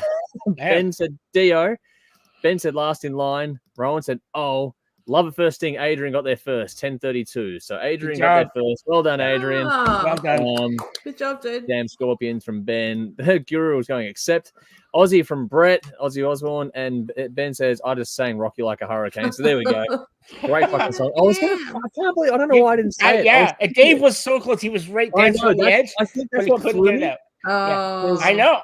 Yeah, and that's why when he said, "Oh, there's a clue," and I went, "Oh, is there?" Because I didn't want you guys to focus on that because it wasn't a clue. No, it would have. The sky's the limit, I think he said, and there's nothing there. No, I tried to play that down. The artwork was what I was like. Okay, is that what I'm thinking of? And then that's yeah. So the guy's born in Germany. This photographer, but he was Australian. He lived in Australia. Yeah. So he classified himself as an Australian. And the great artwork. I love that photograph. Yeah. That's a great photograph. Really evocative. But not so much like, oh my God, it's pornography. No, but has anyone seen some of the other albums in Scorpion's career? Like they have actually had, partially naked women on their albums. Yeah, there's that one. Yeah, it's weird how Love Drive, where the guy's got like bubble gum on her boob. Exactly. Yeah. Yeah. And you got the other one. There's the other one. I think there's the racy one with a chick from behind on her knees, and she's standing in front of the guy. That's it, yeah. There's that's Animal Magnetism. That one. That's it. Yeah, they've had a few racy covers. I don't know why that one caused such a fuss. You look at it and it's like it's just a photo. Seriously, what the fuck is going on here? It's America for you though. That's true. What have we got? Sparksy says and Posty Brett. I don't know what that's about. But Guru says Matthias Jabs is my favorite lead guitar of all time. Really? There we go. He's very, very good. Very, very good. I love Matthias Jabs, but I've always been, Uli John Roth era, before him. Even though Matthias Jabs came in and just knocked it out of the park. Yeah. You could, what about Michael Schenker? He was only around for one album. But holy shit, he was great. 17 years old, I think, as well when he joined the band. And he did some special stuff as well. Like his career is pretty fucking intense too, isn't it? Isn't it? He came this close to replacing Randy after he died in Oslo. Yeah. And that would have actually been an interesting fit to see where that he almost said yes, and it was I think just advice or whatever. Somebody said, Ozzy's a bit. Yeah. Oh well, we'll see what happens. Now we've got everyone back. Let's get on to the main event of the evening. Everyone's had a little toilet and drink break and whatever else have you. So it's time for the main event of the evening here, which is King of the Riff 1990 versus 1992. This is round 7. AC/DC, The Razor's Edge versus Megadeth, Countdown to Extinction to all-time. It's on, motherfucker. It's on like a heart. Yep, here it is. First reference track in the comments for you all is going to be AC/DC, Thunderstruck, of course. And then to counter that, the other reference track is going to be Megadeth, Symphony of Destruction. Good choice. Have to go with those two choices. Before we move on quickly, Adrian said, remember when Scorpions Worldwide Live came out all over the radio station that summer? They blew up. They did. Michael said, good game, Jeff. My brain broke. So there we go. There's some more love for that one there. So well done. Sorry, guys. Yeah. But for those who don't know, that this is what we do every week. We have a battle series. We have a random theme. This time around, it's 1990 versus 1992. And we polled the audience for the top 10 albums of those years, put 1v1, 2v2, so on and so forth. This is 7v7. So again, AC/DC, The Razor's Edge is going up against Megadeth's Countdown to Extinction tonight. Whichever one, there's no sort of thing here. It's just like the first year to get to 5, wins is the one that takes it out. Now, in this context, it's going to be very interesting because us as the crew, we have a tally for us and a tally for the audience. And our tally is basically if 1992 gets one more win, they take it as it is. They're on 4 for now. It's 4v2 in 1990 versus 1992 for us. For the audience, though, it is still neck and neck up until tonight. So it's 3v3.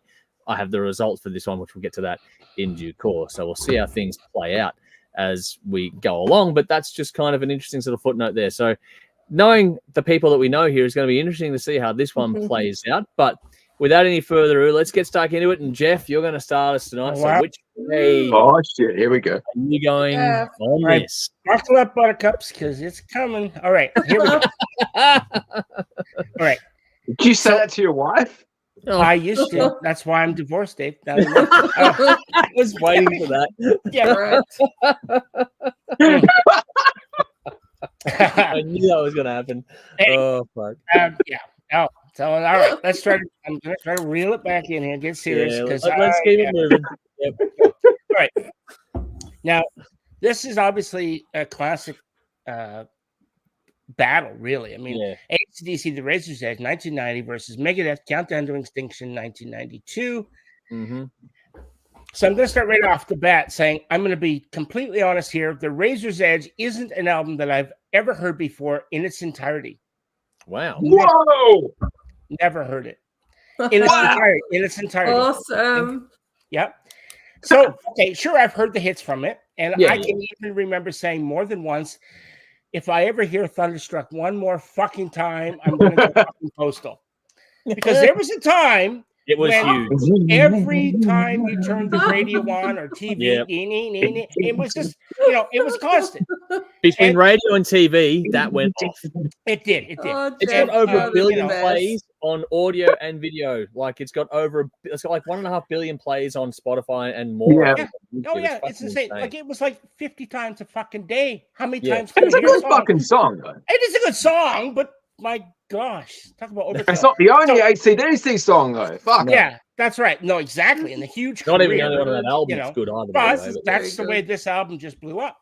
Yeah. It didn't matter what you were doing or where you were. Angus and crew were rocking and being caught in the middle of a fucking railroad track. I'm just like, well, fucking hit the cunts, get it over with. It drove me fucking loopy. It really did. I wanted to yank my fucking hair out in chunks. And then people wanted to this day. I guess that's what happened. Well, now shit. Blame AC/DC. Yes, blame AC/DC. Now, don't get I'm not your buddy, Magnus. I'm not your buddy, Angus. Yeah. I love AC/DC. Don't get me wrong. I absolutely love them. And I've been a fan of them since I first heard them in 1980. My buddy Sean, who was from Canada, he had house bells cranked on his front porch. And when I first heard those bells ringing, it's like, and I was hooked for life. I was a fan. Yep. But Back in Black is a far cry from The Razor's Edge, in my opinion. So the prospect of sitting down and listening to this dreaded album sent shivers of fright through my fucking bones. I'm like, oh, how am I going to do this? Oh no. Yep. So I take my album reviews very seriously, as you know. So I put it on, and I heard those dreaded fucking hammer on, that's right, at the start of fucking Thunderstruck, and I thought, fuck this. I can't do it. I can't do it. Dude. But I left. I walked around. I thought about it, and then I came back. I steeled myself for what was about to come. I thought, if I'm going to listen to this, I'm going to crank it. So I fucking had it cranked, and the neighbors fucking, I don't always listen to AC/DC, but when I do, my neighbors do too, right? Exactly. So, yeah, exactly. So, and I cranked it. So Thunderstruck, Fire Your Guns, Money Talks. Okay, so far so good. I've heard Money Talks many times in the past. Yeah. Okay. There's another one of the songs, but I don't think I'd ever heard Fire Your Guns. And I thought, yeah, this is pretty good. I like this. Mm-hmm. Then the title track comes on, and I was actually really digging this groove. How good is that fucking song? Yeah, sinister sound, real underrated, sinister feel. They've never been that fucking dark before. That's right. And it has a different kind of beat that wasn't like anything I'd ever heard from them before. I was really digging it. So has it really been 34 years since this album came out and I've never heard this song? What the fuck am I? Yep. I need to get out more. You suck, dude. I know. And I've got no memory of ever hearing it before, and I really enjoyed it. I'm glad. That's kind of cool though to get this perspective because yeah, absolutely. First timer after what 34 fucking years. 34 years, exactly right. Better late than never, dude. I love it. Well, they do say that. But then we get to Misters from Christmas, and then the fucking wheels fall off again. This is without a doubt the cheesiest song on the album. It's not a bad song. Oh, dude, what's your sense of fun? I got a sense of fun, but yeah. No, obviously not. Well, maybe not. This is not something I'm ever going to put on again to listen to rock out. I may hear it again, but not intentionally. But then the album, that song. That song. Okay. Just Mistress for Christmas. Oh, the album, different story. Now, Okay. Rock Your Heart Out, simple song. It's got that familiar Akadaka formula. It plays it safe, though, by the rule book. This is an AC/DC song. Yeah. Are you ready? Now, I think this is my favorite song outside the title track. And I'm pretty sure I've heard this one before because it sounded very familiar. It was used on commercials forever. yeah. Well, I heard it somewhere. It just sounds The single, familiar. dude. Video. All the motherfuckers got the AC/DC shape in their head. That's probably where, I don't know. Mm. And then... You can try get AC/DC shaved in your hair. In the bin. But then there's got you by the balls, another paint by the numbers song. Nothing special here, just move on. The Shot of Love song reminded me of A Touch Too Much from Highway to Hell. It had the same sort of rhythm to it. Yeah. And good song, formulaic, but it's done pretty well. And then you get to Let's Make It, another song that isn't going to win any awards for interesting lyrics. I follow the lyrics and I'm like, oh my God, are you kidding? Anyway, it's got good rhythm, but it does overdo it a bit, in my opinion. Not Shakespeare, dude. It's AC/DC. I get that. I know. Goodbye to Riddance. Goodbye and Riddance to Bad Luck. Sorry. Yep. More of the same. Familiar territory. Guitar solos sound like it could have been taken and put on any other song. It really had that same sort of. Yeah. I've heard this guitar solo 1,000 times on 1,000 different songs. This to me is a filler song. Now, If You Dare, strong closer. I think this song actually takes chances, and while it's a bit repetitive, it seems that it shows that they can deviate from their playbook when they want to. And so, look, all up, The Razor's Edge is a much better album than I thought it would be. Sure, there are songs that if I heard again, would have no idea from what album they came from. But the standard song, I know, but I'm saying if I heard some of the songs, the lesser known songs on this album again, I would. If someone said, "What album is that from?" and it's like gun to my head, I'm dead. I don't know. I'm just gonna say The Razor's Edge. I live. Says the guy who doesn't have an AC/DC patch on his jacket. Yes. I got an AC/DC shirt and everything. I like the guy. I got a few. Yeah. There, you can't see it. It's out of shot. No, I can't see it. No. Slowly. There. Oh, see, this could be bad. ball breaker. Hey. Oh yes. Yeah. Yep. Out of shot. Oh, no, I just fucked up the whole thing. Shut up. Stop talking, Dave. No, it's Sorry, okay. dude. That's so good. Canada's awesome. I think that Canada. Yeah. I know the accent. the standout songs on this album actually really help define it as a true rock album that really would carry them through the early 90s and keep them relevant in all ways, So all up, I'm going to rate this album out of 10. Yep. I think it's a really strong album from them. It's got some filler songs on it, but what it does really well. I'm going to give it 7 out of 10. So that's not bad. Okay. All right. Now, Megadeth Countdown to Extinction.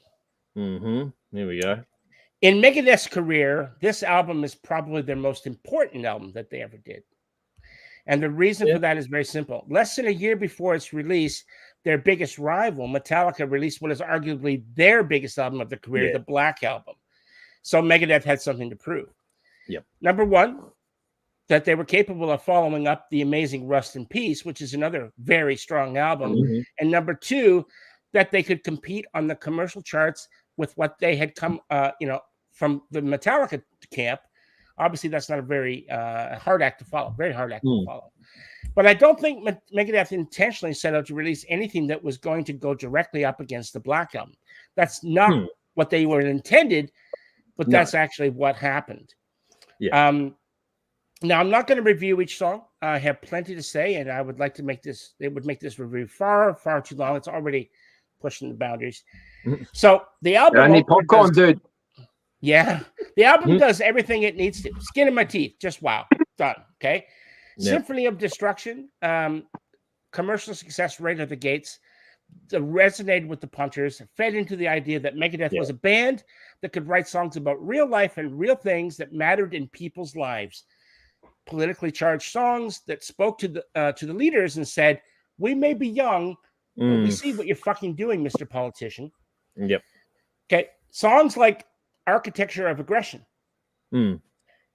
Where to begin when a band can write a song about war, and in the way that they use, in the way that a nation, in this case, the United States, can undertake their clandestine and infiltration missions of their political enemies, and when they do it so well that their enemies are forced to adopt similar methods or get left behind. Imitation is the highest form of flattery. Foreclosure of a Dream. Without a doubt, one of the best songs on the album, apart from the title track, and possibly one of the most important. This is a song about life in the heartland in the U.S. and how people who built the nation by blood, sweat, and tears have had their lives and dreams shattered by political decisions that have left many people out of work, homeless, standing in a bread line. See what I did there? Bread line. Or worse. Yeah. This song is about their struggle. And I think it shows that Dave has a finger on the pulse of the common man, and he dared to write them, include them on his album and their struggle. I think this says volumes about the heart of Dave Mustaine. Countdown to Extinction, another song where the title says it all. In the 32 years since this album is released, what have we done to stop the forced extinction of the life on this planet? In the past 100 years, over 500 distinct and separate species have gone extinct from overhunting, destruction, ecosystem habitats, and pollution. These are just the ones that we know about. Quite sad, actually. When I listen to the song, it can bring me to a bit of a tear. Yes, I know. I'm sorry. It's a valid point to bring up in the context. Yeah, it's a sad song when you actually stop and listen to the words. And But anyway, This Was My Life, High Speed Dirt, Psychotron, Captive Honors, all fantastic songs. And the final track on the album, probably one of the best on the album, actually. Ashes in Your Mouth. I can't say enough about the song. I won't bother other than to say it's one of my all-time favorite songs that they did in their entire career. Nice. So where does that put me? Where am I gonna go with AC/DC, or am I gonna go with Megadeth? I'm pretty sure Megadeth is more than a 7 out of 10. I think so. So I look, this album for me is going to get a strong 9 out of 10. It's not going to be it's not a perfect album. There are some songs in here that you could classify as filler. But I think what it does so well. It's such a diverse album. Megadeth really, consolidated what they had built with Rust in Peace. And they did it in a great way. And they showed that they just, they weren't sort of a one-hit wonder, so to speak. With writing a great album, you can do it once in your career if you're lucky. They did it in really, in my opinion, they did it 3 times in a row with fantastic with that lineup. But yeah, so that's what I'm going to go for. Megadeth, in my opinion, deserves to win tonight, and I hope they do. They get my blessing. All right, Yay. one down. Let's see how this goes because Bell, you Nicely done, dude. Thanks, man. Well Yeah. done, Jeff. That So was Bell, you have to great. follow it up now. I really enjoyed that. I really did. Well done. I Very well wrote done. a bit too, but it was completely different. Well, Megadeth was anyway.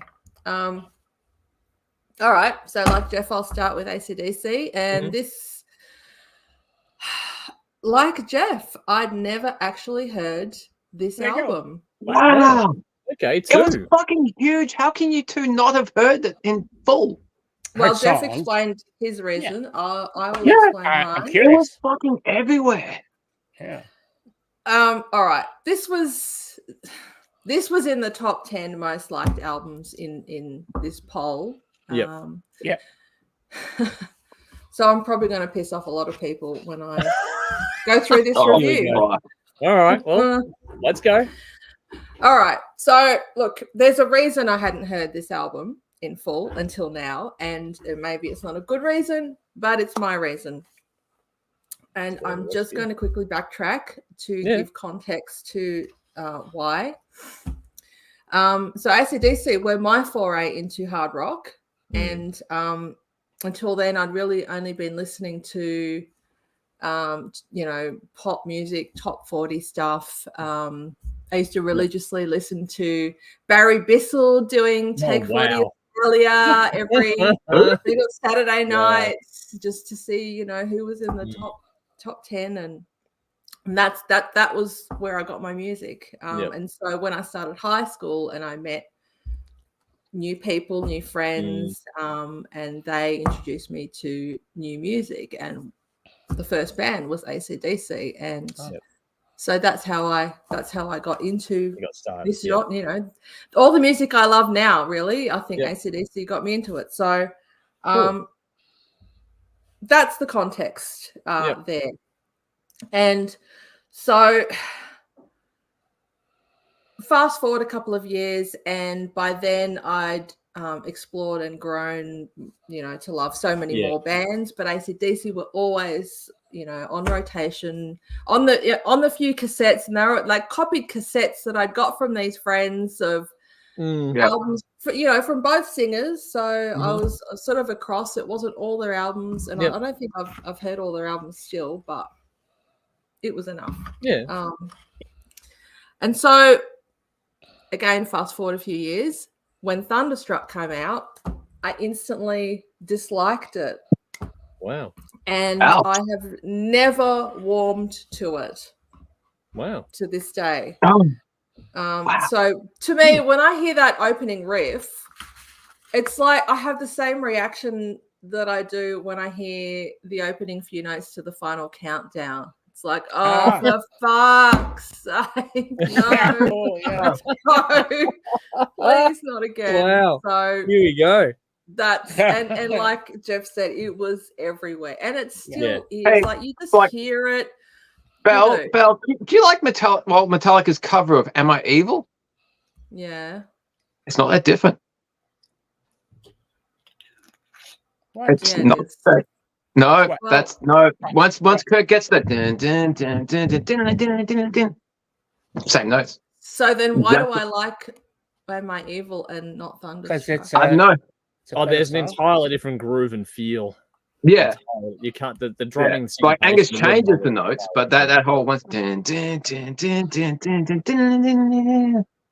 that's exactly the same start as Thunderstruck. Well, then it's not that I don't like Angus. It's not the notes. No, I think it's it's the feel. Yeah, I get it. I don't know why. Okay, well, I really either way, don't. But it's just I've never liked it. And so that followed up. Like... Sorry. whatever you've done. It's one-handed, man. It's fucking impressive. I'm not saying it's not. I've seen him perform it live. Like I I genuinely like this band. I just don't like that song. Yeah, fair enough. It's just one of those songs. Like Well, you're everyone not has a alone. band they like, but You're not it's alone. you know they have that song that they just don't like. Mhm. Yeah. Well, that's fair. or more than one song. Yeah. As I'm about to explain. Here So we they go. followed that single up with Money Talks, which Yeah. is even worse. I cannot stand that song. And it's just shit. End of. And so by the time they released Are You Ready, which I think is the best of the three, it's tuned just out. boring. You know, I've just been put off. So as a result, I've never listened to the album because I just wasn't. I just assumed that based on the three singles, I probably wouldn't like the album. Yep. That's probably what I thought too. Yeah. Yeah. Yeah. And so 34 years later, I get to put that theory to the test because here I am this week. I have to listen to the album. All right, here we go. And I tell you now, I was not disappointed because my assumption was correct. Nice. I like what she did there. Done. Very well done. Nice play. Everything I expected it to be, to me, boring, repetitive, and most of all, predictable. And if I had to wait another 34 years to hear it again, I would be cheering. There is nothing about this album that I would enjoy more than any of the albums I've heard from the 70s and 80s. They don't change their formula. That's the whole thing with AC/DC. Maybe that's the problem with AC/DC. And the problem that's the good thing. They're reliable. Well, I felt like I'd heard all these songs before. You know what you're going to get. It's like putting on that familiar jacket you haven't worn in 20 years. Better versions with more energy, more rawness, more eagerness to innovate. They haven't really innovated. But to be honest, like you've heard Back in Black. Have you heard For Those About to Rock, Flicker the Switch, Fly on the Wall, Blow Up Your Video?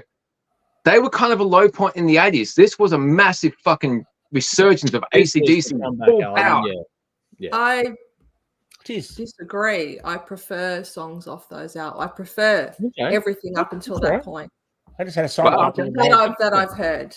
Interesting. And I can't say I've heard every single album. No. But still, if you enough of a cross section across that era, that's interesting. Yeah, exactly. Cool. I've had a cross section of all, and I've loved everything up until they brought out Thunderstruck. And I'm just like, and then to for completeness, every song they've brought out since then, every single, I should say, I haven't liked either. And for the same reason, I haven't gone and listened to full albums. Fair enough. Yes, I understand that I'm saying that I haven't got the full picture of what they've been putting out. But they haven't done anything to drag you back in. They have not. Yep. Yeah. Okay. Yep. Anyway, so back to this album. There was actually one pleasant surprise on it, and that was the title track. Yep. Yeah. Great song.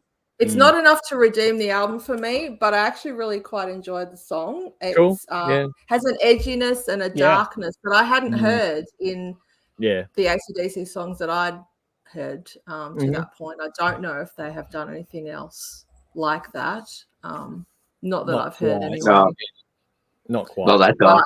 It was a cool song. Mine too. So anyway, those are my thoughts on that album. AC/DC. Yep. So the playlist keeps going, and we move into Countdown to Extinction. Skin of my teeth starts, and I feel like I'm home. I don't think this song is any more complicated than any of those on the Razor's Edge. Maybe a little bit, but why do I significantly prefer it over any song that I've just listened to? It's got the same cleanness and clarity in the guitar playing. It's got the same amount of swing and groove, and the vocals have the same amount of grit. Perhaps the chord choices are more pleasing to my ear. Perhaps I like the moments of playfulness, such as the slamming door sound effect, or right near the end, the way Dave sings the word teeth and holds that sustained note in tandem with the guitar ringing out. I don't know. I just prefer it. Even though you compare all those things, something about that I just like so much more than AC/DC. Anyway, back to the use of the sound effects and samples on this album. So when I was writing this out, I was listening to it and I noted down, that effect. And then that got me noticing the other ones in there in a way that I hadn't done before. Like I've known this album so well and I knew them all, but I'd never really considered them as as an entity, as a thing.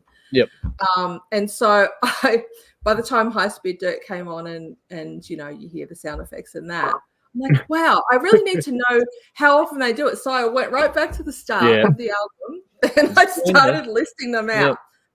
So if you'll indulge me, I'd like to read out what I've listed. Go for it. So the Slamming Door, as I said, on the first track. The orchestra and choir sample at the start of Symphony of Destruction. Next song, Architecture of Aggression. The layered voice recordings at the end. For Closure of a Dream, Read My Lips. That was famous. We're 4 for 4 at this point. And this isn't a sound effect, but in Sweating Bullets, does anyone else think that Dave, when he's doing the speaking bit, he sounds like a really pissed off Marge Simpson? Yes. I get that fucking. I've never once thought that in my life, needs to do that. Oh wow! I'm pissed off. Next time you hear it, you'll wow. Now. Yeah, I want to do like an AI video or photo of a mashup. Please, someone figure that out. Someone could do it. Yeah. I'd love to see. Oh no! That'd be funny as. I love you, homie. I love you, homie. Yeah. Anyway, the voices in his head sound effects halfway through the song. They're actually part of it. Countdown to Extinction. There's a woman giving us some stats halfway through. High Speed Dirt. There's a bell tolling. And the splat at the end. And the thud at the end, which is my favorite of the lot. So my favorite song on the album and my favorite sound effect. And he's not bullshitting. He actually jumped out of fucking airplanes. It's video. That's cool. That was him, I think, in the clip. Yeah. Very cool. I think he was in a good place for this. I like to think so anyway. He was clean. He was trying, and so this follows immediately by the robotic sounds at the start and the end of Psychotron. Fuck, that's a cool rip. The courthouse dialogue in Captive Honor fits in with this list. Your soul belongs to Jesus because your ass belongs to me. I know. Surely they did that in the studio. I don't think that was a sample from anything. But that's original. Still it changes it up though. Exactly, in the song. So really I counted only 2 out of 11 songs didn't have anything in it. Yeah. Which I was actually quite disappointed because I wanted it to be a clean sweep. But it wasn't. What songs didn't? Oh shit. I don't know. Now, Skin in My Teeth had the Slamming Door of the Morgue. That's right. Sorry, I didn't know that. This Is My Life and Ashes in Your Mouth. Oh, the last song. Yeah. Okay, yep. Yeah, that's pretty straightforward, that one. Yeah. Great song. Love it. Yeah. Fucking great. Oh, so many good riffs. Guitar nerd. Thank you for indulging me in my list. No, that's good. A list nerd. Anyway, so that was a really fun episode for me. Anyway, so Dave had his foot on the accelerator for Rust in Peace. It was so tense. It was, for the most part, a serious album musically and thematically. But with Countdown, it's like he's eased off a little, and now he's just kind of cruising. And I'm not saying it's a chilled out album. And, there's some pretty hot topics in there as well, but it just sounds more at ease. And less personally angry and more allegorical. Yeah. It feels to me anyway. Yeah. Yeah. And these 4 guys together again, they've Oh. just got Magic in a bottle. That's the It fucking really lineup. is That's the the Megadeth best- lineup right Yeah. there. the best Megadeth. Oh, without a lineup. doubt. Without a doubt. Mhm. Yeah, easily. It's magic.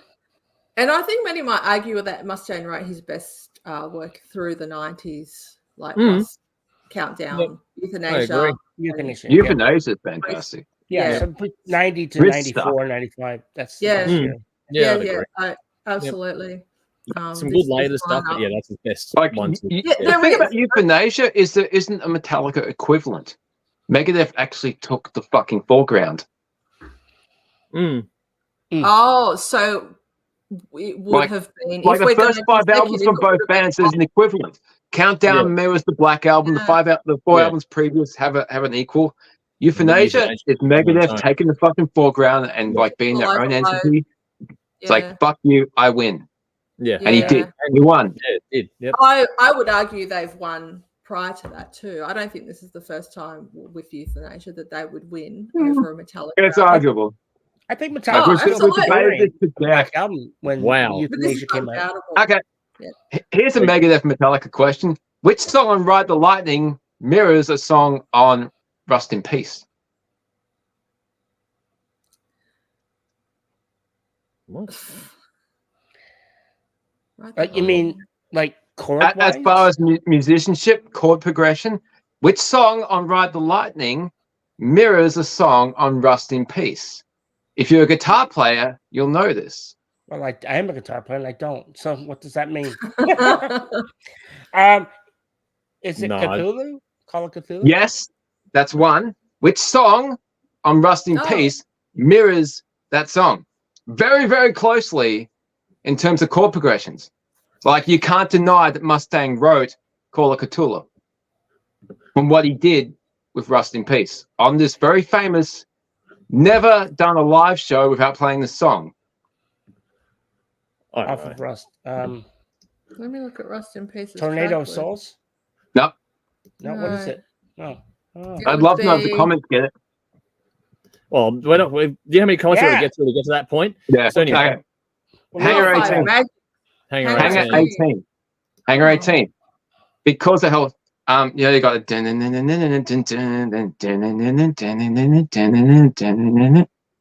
that. Those chords are the opening of Hanger 18, and then the whole is the intro to Call of Cthulhu. I'm gonna have to go back. Just and play listen to it. differently. Now look it up, dude. You're a guitar player. I Look it up. I'm not saying It's the same I will fucking listen. chord progression. Yeah. this is not Metallica. It's being identical. Megadeth. Let's go back. It's identical. Okay. Fuck. It's interesting, and I have to play those two back to back now. Me but too. I'm It's not. fucking identical. It's just played differently. It's the same. I'm not And gonna- these aren't normal chords that people would play. Mustaine had a big fucking say in Call of Cthulhu, and what he does in the intro of Hanger 18, it's identical to that run in Call of Cthulhu. All right, are you the only one who? No, thinks this, or because- has he come out? No, and no, said, Mustaine asked in Guitar World, he did a monthly column, and somebody said, how do you play the opening chords of Hanger 18? And his reply was, are you fucking serious? Listen to Metallica's Call of Cthulhu and try again. That was his response. It's sounds so pretty Mustaine blatantly to me. fucking obvious. He's very bitter. He's bitter, but in that case, he's right.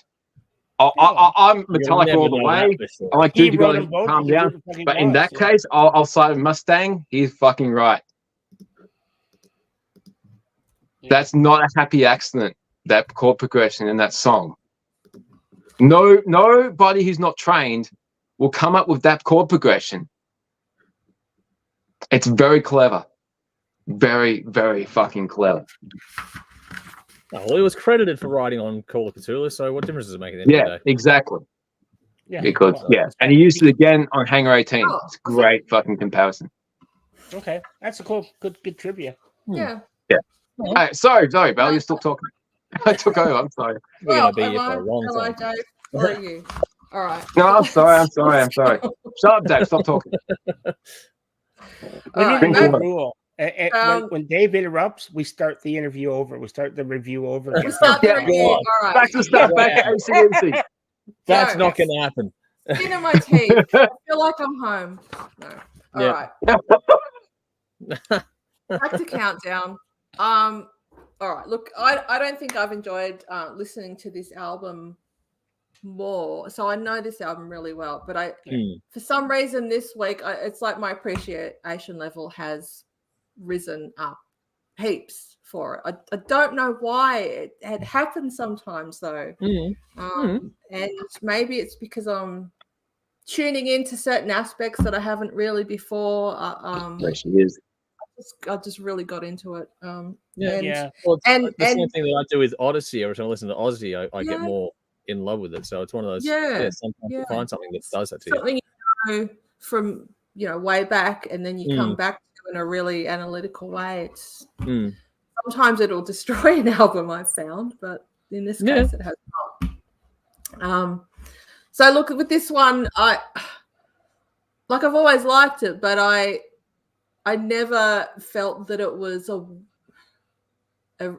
a disappointing follow-up to Rust. Really? Back when it came out. For me, yes, that's how I felt. But now every band slowed down around this point. Well, we did the 90s.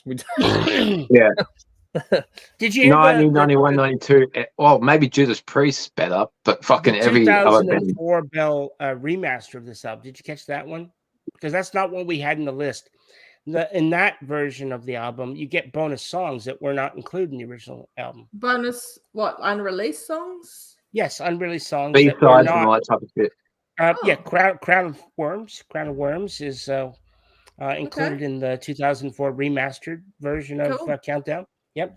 Plus, you get Symphony of Destruction, the demo, Countdown to Extinction, the demo, and you get Psychotron, the demo. Psychotron. Demo. Fuck, I love that song. If I'm shuffling these onto the playlist, I usually try to keep it as original as I can. Yeah. That's right. If you got to take it in, if you were there at the time, I like to view it that way versus all the different things coming 10 years. But that's good to know. I'll while I'm in the zone, I'll go and check those out for sure. Absolutely. I was going to All right. Look, I'll just finish this. I think it's pretty clear. Obvious. Which way I'm going. But I did write here. I did write here. I'll just say it.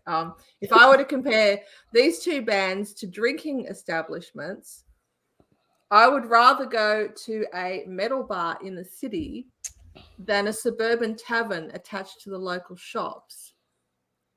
And actually, I prefer a bit of both, an urban pub, perhaps. It's probably a little bit harsh to say that about AC/DC because by this point, they're a little bit bigger than that. But in terms of the general vibe of what you would hear at such establishments, that's kind of where I was coming from there. But anyway, Megadeth for the win. Clearly. Yeah. Very clearly. No shit. Yeah. All right, well, let's see what happens next because Dave, you're up. All right. Okay, find some notes. Where are the notes? Okay, look, there's been last few weeks of the Yinri shit. There's been a lot of talk about musical wankery, and you can't get more wankery than that, dude. We all know what he does. Okay, regardless of what he's contributed to music, we've seen his special edition releases and so forth. Motherfucker. Right. A few weeks ago, we did Persistence of Time. Yep. And as I mentioned at the time, I was fucking 10 years old, and I was already a massive metalhead. And I was already a massive AC/DC fan because of Blah Pure Video. My friend's older sister had that on vinyl record, as it was back in those days, and I had a copy of a copy, as cassettes were.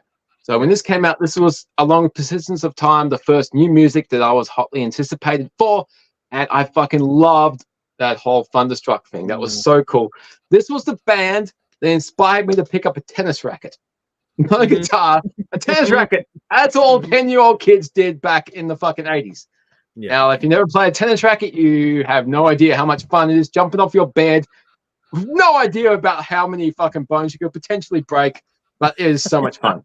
Yeah. The older you And get, the more careful you become. I will kind of agree with Bell. Blow up your video. It's better. Blow up your video. It's a better album than this. This is probably their biggest album with Brian Johnson. Everybody loves this album. I love this album. I did prefer Blow Up Your Video. I had the boombox. I got every motherfucking AC/DC album. I don't like Power Up. That's a whole different other thing. This is instantly recognizable from that opening. That's just so fucking cool. I mean, on the album, it's played with a pick, but when he does it live, he does the whole showboating shit. It's like that whole Jack Black, strike that E chord, hand up in the air, eyes wide like there's something wrong. That's the fucking rock star motherfucking shit right there. Yep. Now, it's been quiet at work. I have a soundbar at work, so I sync my phone up. I get everything set up. I sync up. I've had this motherfucker on all week, along with Cradle of Filth. Now, I kind of understand why we're quiet, because that song Gilded Cunt, it kind of makes sense, because if anyone goes to the shop at the front of our stuff to buy like products to wax their pussy and they hear somebody calling them a gilded cunt, they're going to walk away. So, Cradle of Filth, I love you to bits. Wow. That's Can you imagine coming to buy products and Danny Phelps is screaming, "Cunt! Gilded cunt!" So it's not Cradle of Filth, it's AC/DC.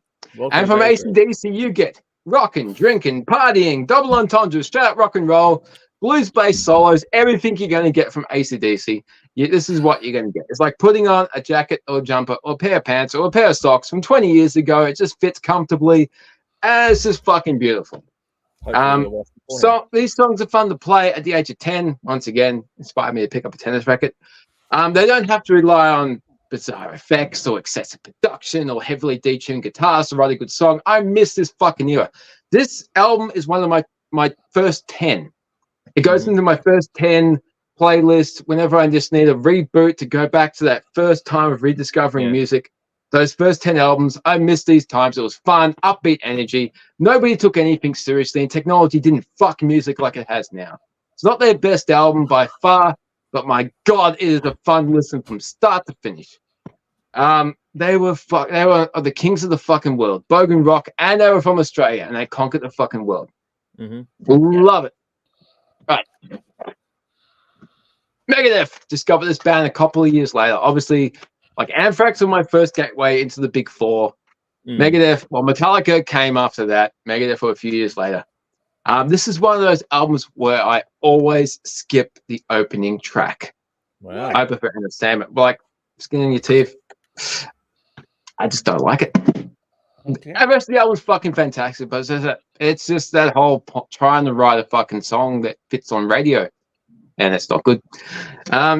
This is taking the Megadeth sound and channeling it into the more commercial package, and it doesn't compromise the integrity of the band and make them unrecognizable, like what they do on Risk, that fucking horrible album that they do a few years later. This is some of Mustang's best and most thought-provoking lyrics. The guitar solos are fucking excellent. What is it? The solo on Symphony for Destruction. Holy shit, it's so fun to play. Sweep arpeggios, the whole just the lead in to start with, and then the whole ding. I won't wank out. But there isn't a bad song on here except for that first one. The overall theme of the Extinction thing is not on every song, which is a relief, because some bands just get too political and too preachy, and it becomes fucking boring. It would get tedious and tiring if it was on every song, but it's not. Musically, this is fantastic to play. And I mentioned Mustang did a monthly column in Guitar World earlier. I didn't realize at the time when I was learning songs off this, and it really fucked with me when he did the column, but the just like the Pied Piper led Rats Through the Streets, that's all up-picked. And when you've been playing Metallica for years, everything's down-picked. It's such a different feel to play up-picking. And when you learn to play it properly, it just flows and sounds perfectly. So, like, Mustang is a much better guitarist than a lot of people give him credit for. He's a fucking I think he's a fantastic guitarist. Flow, feel, and just technique. Better than anything in Metallica. Outside of the rhythm side of Metallica is top notch. But Mustaine, he was like the best of both worlds. He had the feel, he had the technique, but Mustaine can't do what Hetfield does. Hetfield can't do what Mustaine does. Right. The best of both worlds, and the best thing that happened was those bands broke up into two different things because you get two different massive, awesome, cool entities. Yep. You couldn't do it because Mustaine playing Creeping Death, which has to be played downpicked, would sound fucking gay if Mustaine played with his upstrokes. Yeah. But if Hetfield tried to play Symphony for Destruction with his downpicking, it wouldn't feel the same. So you need these two motherfuckers to be in two different entities. Yeah. But musically, this album is fantastic. It's fun to play. The chromatic scale in Ashes in Your Mouth. Holy shit. Like, yeah. Oh my God. Comparing these two albums is next to impossible because this is two different times, two different styles. Yeah. They're both fantastic. They're both fun to play. Depends on what mood you want to be in. Do you just want to fucking turn your mind off, drink a lot of booze, and just talk shit? It's fantastic. Or do you want to think a little bit, or do you want to push yourself as a musician? Like, both are fantastic, and it comes down to which one have I listened to most over the years, and it's easily this. When I went through the list, this was the easy listen, the easy winner. So Megadeth, yep, absolutely, no question. Wow. Well, in theory, Conrad would be next, and I'm pretty sure he'd have been for Megadeth as well. So far, we're going to assume it's 4. But wow, there we go. I get to go last like last week, so now I get to see if it's a clean sweep or not. Just guess Conrad. Let's just see. Anyway, this actual battle, my instinct went one way at the start, and then the more you listen to the album back to back, the closer that gap got between the two albums, kind of thing. So I think that for me, it's actually harder to split them than you think, because I start off going, I think this one will win, but then you go listen to both back to back, it's like, oh, hang on, and then you do it again and again, it gets just closer and closer. Both have all-time great songs out of each band's catalog. So for Megadeth, there's Symphony of Destruction, which inspired the whole Megadeth chant at live shows and stuff. That became a real moment for the band. You got Foreclosure of a Dream, one of my favorite tracks from the band as well. Sweating Bullets is cool, Countdown to Extinction, and many, many more.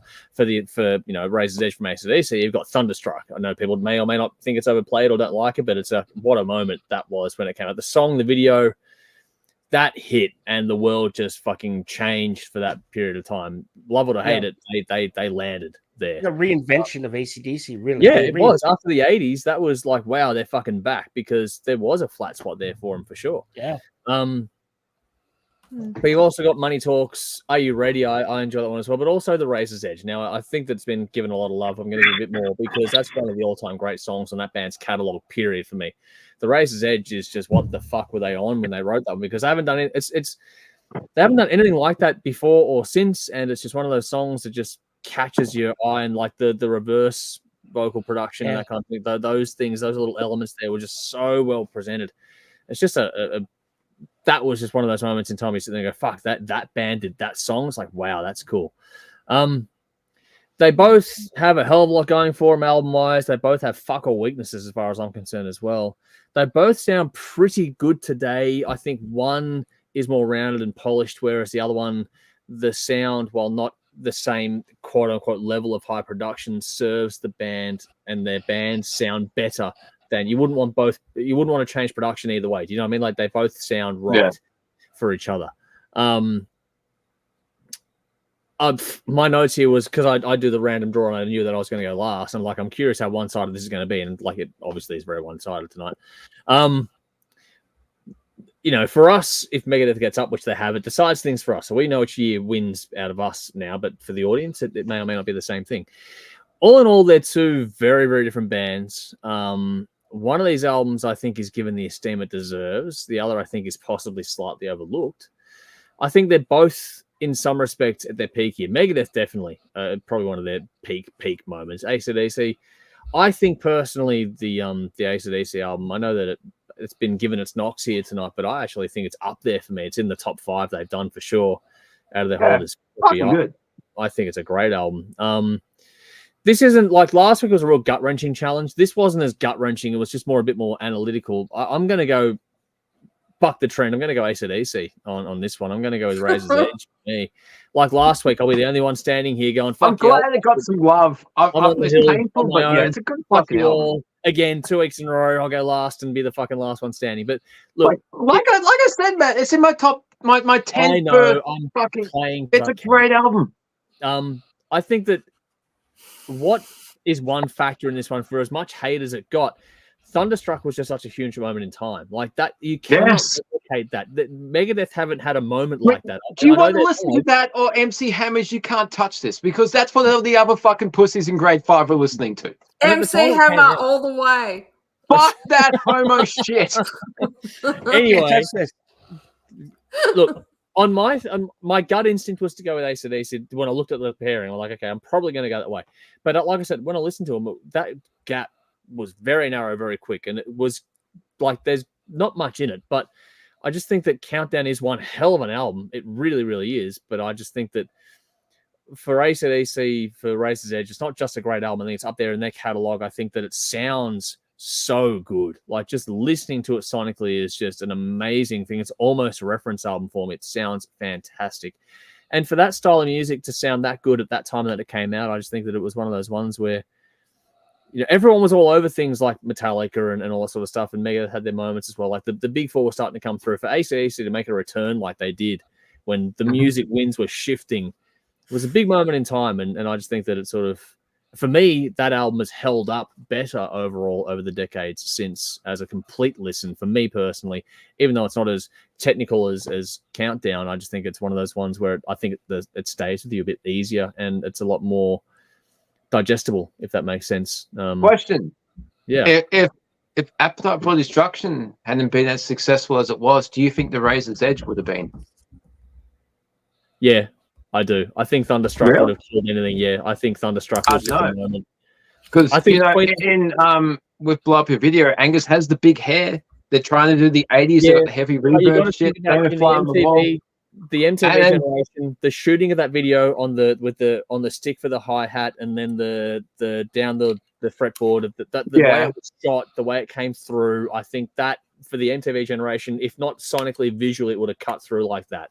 Yeah, I think with the success of Appetite for Destruction that came in late 88, 89, where they weren't doing the glam shit anymore, they were just stripped down.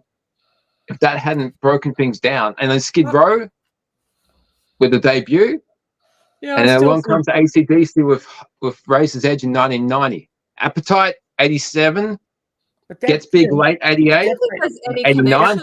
Different. Yeah, but I still think that AC/DC would have cut through at that time. Yeah, I don't think it needed any. I don't think AC/DC needed the groundwork laid for them. They'd already cut through. That's almost a different genre, really. Yeah. Not necessarily. Skid Row and AC and not necessarily, considering what they did with fucking Flick of the Switch, Fly on the Wall, then Blow Up Your Video. They were going down the MTV glam shit. They really were. Check the music videos. I could make a slight argument for your case with maybe who made who, the video, but Angus had the big fucking, he had the perm. Yeah, but at the end of the day, I don't think anyone needs to open a door for AC/DC. They just needed to find themselves again and go bang. This was a revitalizing album for them, though. I agree. It was a massive return, but I don't think they needed anyone else to lay a groundwork. I think they just needed to find themselves and cut through. The times were changing, though. How many same thing? Is Back in Black sold 40 million or something fucking through the net? Yeah. One of the highest selling albums of all time, Back in Black. They didn't need anyone to sort of go, here's AC/DC. But this is 10 years after that, though. Yeah, but I think that at the same time, it was one of those moments where when that riff came on, it was a different, year, but it was the same thing. I picked up a tennis racket. Yeah, but Enter Sandman had come out as well and stuff. So like, when it hadn't. No, this is 99. That was 91. I'm going to put you on mute. I'm going to finish my point because I was going to say that when those riffs come out, they cut through. And I think that when you think about Enter Sandman, the way that riff come through and cut through, the same thing happened with Thunderstruck. It was the same, in some respects, probably bigger in some respects. Just the way it impacted and landed. Yeah, It was a good time in music, though. That's why I said the fucking early 90s, 93, they all died. That's why we're doing this whole battle between. We know 91 is the favorite year, but between 90 and 92 was a dead heat. So we're doing this one here. But on that note, we gone 4-1. So Megadeth wins this week for us, which means for our side of things, that's the winner decided. 1992 wins. It's now 5-2. So it's going to be very hard for it's not even close at this point in time. For the audience, though, as much as we were one-sided, we did agree with the audience, but the margin for the audience vote was much, much tighter. As Bell would know, it was one vote decided it. So Whoa! literally one vote decided it. So Megadeth gets the win by one vote, which makes it interesting, though, because now it's 1992 has 4, 1990 has 3. So to get the audience side of things, we need to keep going to sort of see where this one balances out. So we've got our winner. We know which way we've landed, but we've got to work out where the audience go. And if we wind up, even though we did a deviation last week with we picked a different album to the audience, we need to know if we're going to wind up in the same destination or not. So next week's battle for this is going to be different because we have Iron Maiden, No Prayer for the Dying, going up against the Black Crowes, the Southern Harmony and Musical Companion. So it's going to be an interesting battle next week.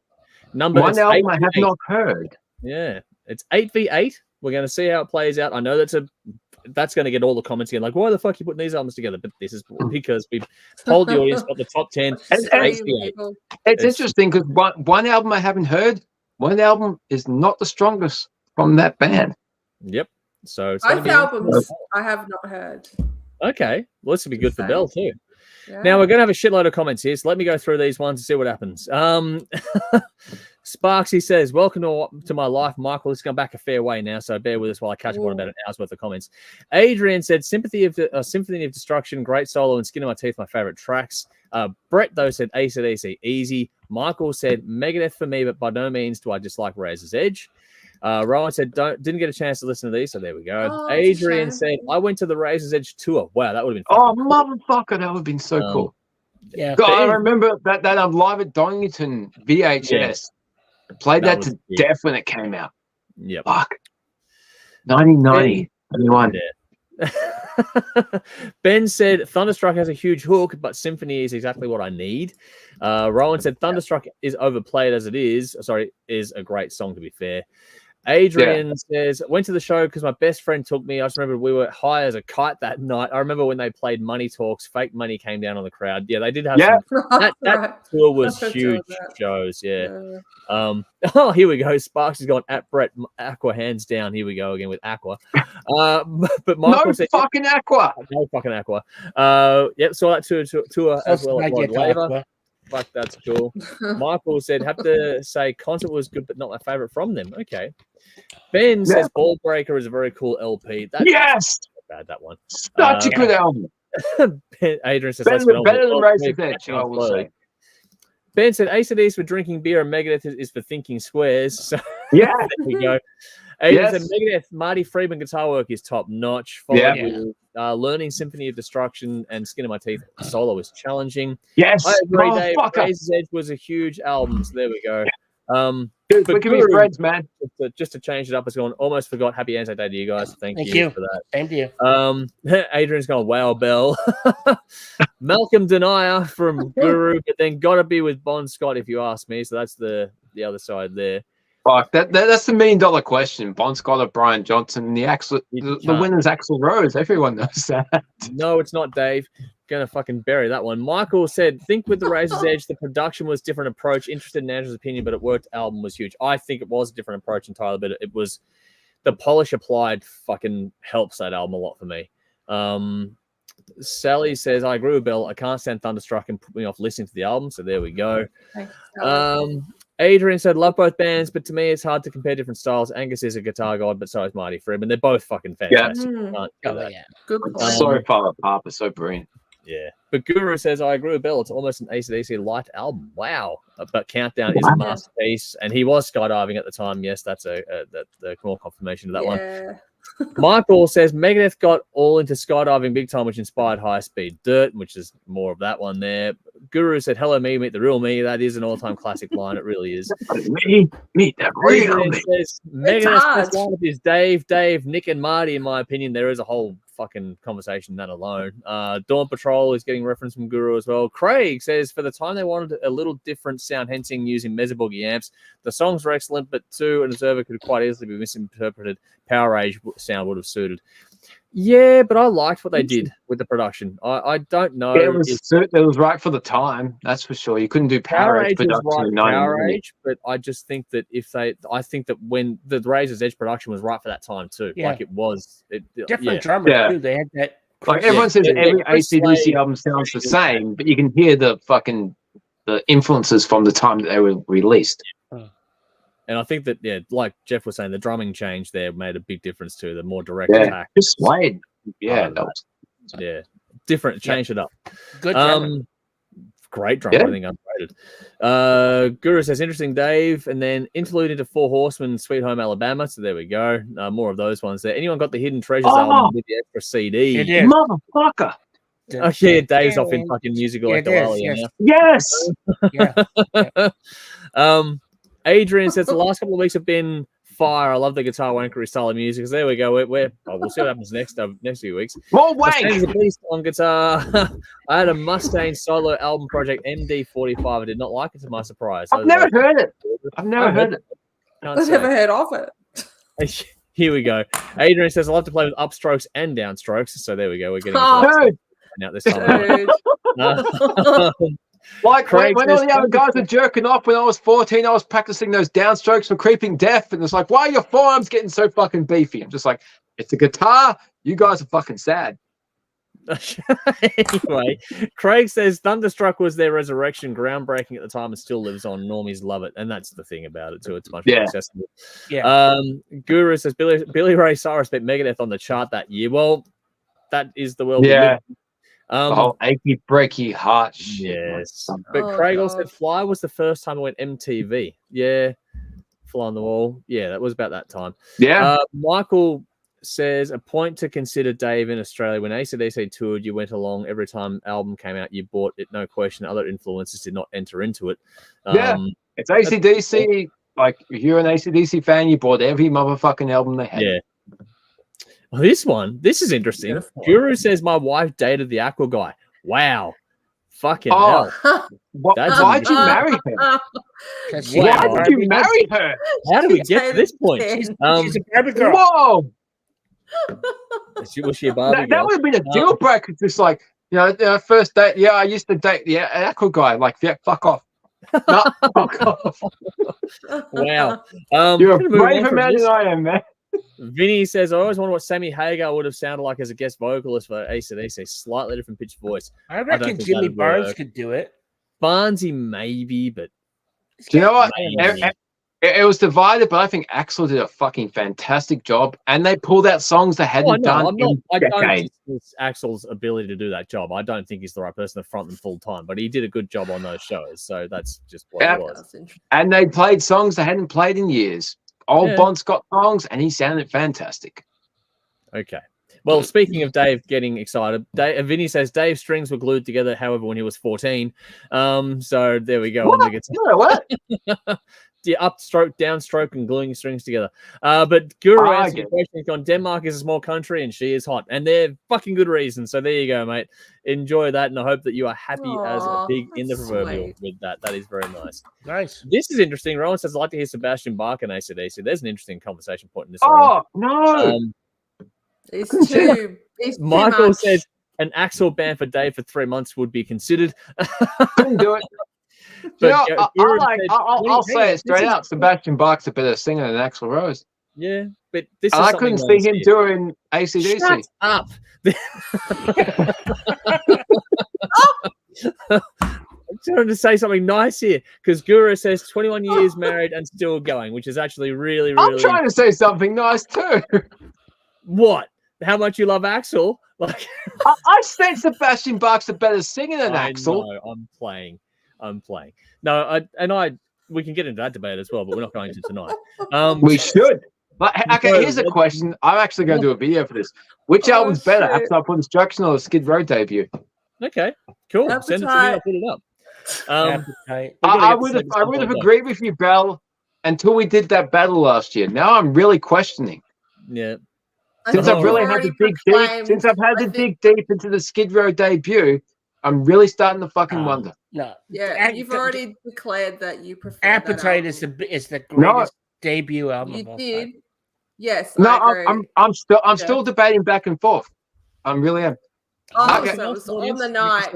Okay, that's interesting. I'm not sure. I'm really not sure. But because the more I dig deep in the Skid Row, fuck, that album's underrated. There's so much great things that they're put.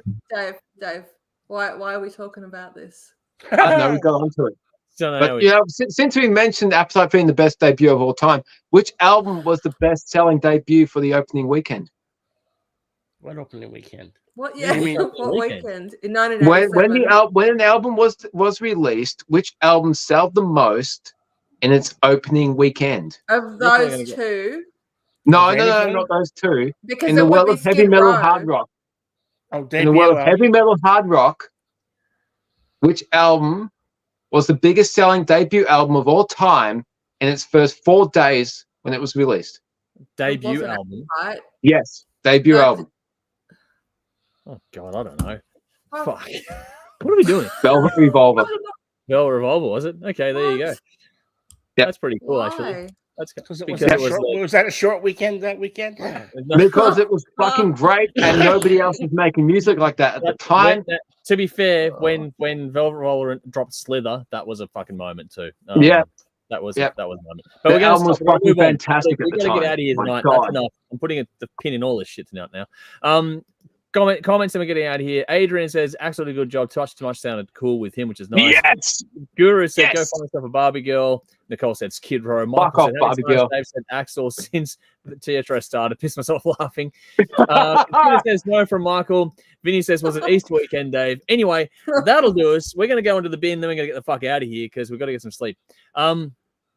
But thank you, everyone, for tuning in. There's been a lot of fun here. Obviously, tonight we've gone way into the weeds of this thing, but it's always good to do so.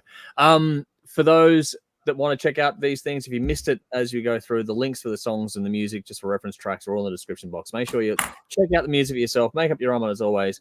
Give us a like, a follow, a share, all the usual stuff that everyone gets you to do. And if you'd be so kind, join our Patreon page. The cheapest tier is literally $2 a month, and you can get involved in the voting that generates our Hot Rocks playlist that generates the 5 songs we go through for our songs of the week as well. So you get to be actively involved in how we do things week to week on the streams. A lot of fun there to be had. Join us, have some fun with us. Help me do more behind the scenes because the hours that I need get paid for. Oh, just help me. The more you pay Andrew, the more I'll shut the fuck up. Well, that's a nice point. I don't think that's possible. I don't know. But anyway, that's about it. So it's time to get to the bin and then we'll get out of here. We got a bin. Bin. So I'll give you a second, Dave. Bell, have you got anything? No, I got one. Okay, Dave, go for the bin then. All right. Time for the bin. Oh, it's me first? Yeah, go. Okay. All right. So as I mentioned at the start, it's been really, really quiet at work. So there's only a few people of it, and us, like the office people, they're like waiting for, they're like looking at the phone, like ring, motherfucker, ring. The dude in the warehouse that packs the orders, he's like sewing patches on his battle jacket. He's like he's like my new mate. And he's got like Jason Bourne. He's on the back of his jacket. Like, motherfucker, we could be friends. but he likes like synthwave shit. So he's got like an 80s jacket that actually lights up on the back when he plugs this thing into his phone. That's kind of cool. It's fucking cool. Yeah. But then I'm upstairs. I got my own little recycling like shit that doesn't like that isn't presentable. We got a crack and break and everything. Yeah. And so everyone's just like, my God, it's usually so busy and it's dead quiet. But then during the week, there was this noise out in the front. And it's like, oh my God, it's the fucking ice cream truck. The fucking ice cream man came by. All of a sudden, everybody's suddenly awake and running out. And I'm like happy where I am. I'm like, I don't care. This is where I want to be. I'm happy. I don't want to move. Like, fuck it. So everyone's gone like, Dave, the ice cream man. I'm like, I don't care. Do what you got to do. It's all cool. So I'm not binning the fact that I don't want to move, or that I can't afford ice cream, or that, you know, it's quiet. What I am going to bin is old, dilapidated ice cream trucks that play their music slightly off key and slightly slow. Oh, right? yes. I'm a massive horror movie fan, and nursery rhymes or classical music, if you play it slightly old, slow, off key, it's fucking creepy as hell. Yes, I thought this motherfucker was coming to kill us all. So he can get the fucking bin. He's gonna chop us up and stick him in his fucking frozen ice cream shit Well, and now you know serve what us up to make as the it. topping or whatever. Fuck that shit. It's In like the bin. Fight Club soap version of the ice cream man. Yes. That's like X-Files shit. It's creepy as hell. So tune your fucking ice cream wagon and then coming to us. All right, good Cans. pins. Yeah. All right, Jeff, you get to Beat follow that it up. shit. My business week is actually the same as it was last week. I ordered Uber Eats again tonight. Oh, Oh, wow, no. you're a glutton. And no. the cunt said it came up in my. This time it actually got delivered, but not at my address. It Oh, came up wow. and said, "Enjoy your order." So I went out to the door. I'm thinking, the fucking didn't ring the doorbell. I look out. I'm like, Where's okay, my fucking food? where's my food? I'm looking around. I walk over to the next door. I thought maybe he said, nope, not there. I went to the other side. Nope, not there. Went on the fucking app. Said I didn't receive my order. And so it took me about 15 minutes. And finally, they gave me an option. Do you want to? We'll give you credit back, or we'll give you Uber Eats credit. We will pay you back your money. I just said, I just took the Uber Eats credit because that way I can order it again. Yeah. So I got $32, almost $33 of credit. But I'm like, this is the second time now in a fucking row on a Thursday that they have fucked me. This is not even a drive-through. They fuck you with the Uber. They fucking Uber. Yes, do the Joe Pesci. Yeah, do the Joe Pesci from Lethal Weapon. Fuck you with the Uber. Yeah, no, it's really. Dude, they know you're going to be miles away before they realize you got fucked. That's right. Okay, dude, what's going to happen is I'm going to hang around Cranbourne on Thursday nights. I'm going to clip the Uber. I'm going to make sure you get your food, dude. Yeah. I haven't done it in weeks, but for you, buddy. That's it. That's the love. Thanks, man. Wow. I'll tell you. I was like, Because you're fucking hungry, man. I wanted it was a Parma and fucking chips. I'm like, I haven't had a good one in a while. And I ordered from Schnitz. Yep. Thinking, this is good. I'll have this before the show. And Wow. So I had leftovers for dinner. That's fine. But Jesus Christ, what the fuck? Yeah, that's bad. I don't know how people do that. But So that's Yeah. again. So that's my bin. bin. It's a worthy bin. I get it. I'd do the same thing if I was you. And I'm the delivery driver. All right, Belle, up to you. Which way are you going in the bin this week? This week. All right. So, okay. So this morning the boys went to the dawn service. Yep. So the alarm went off at like 5:10 or something. Yep. And Dane went. I'm like, I'm just going to go back to sleep. So I did. I went back to sleep. And then I kind of got woken up because my lamp sitting on the, bedside table fell over. Oh. Lilith? For no reason. Dog? There was probably a reason. No. There's no reason. You got a ghost. No. Did you hit it with your hand or something? No, I was lying there and it You got a ghost?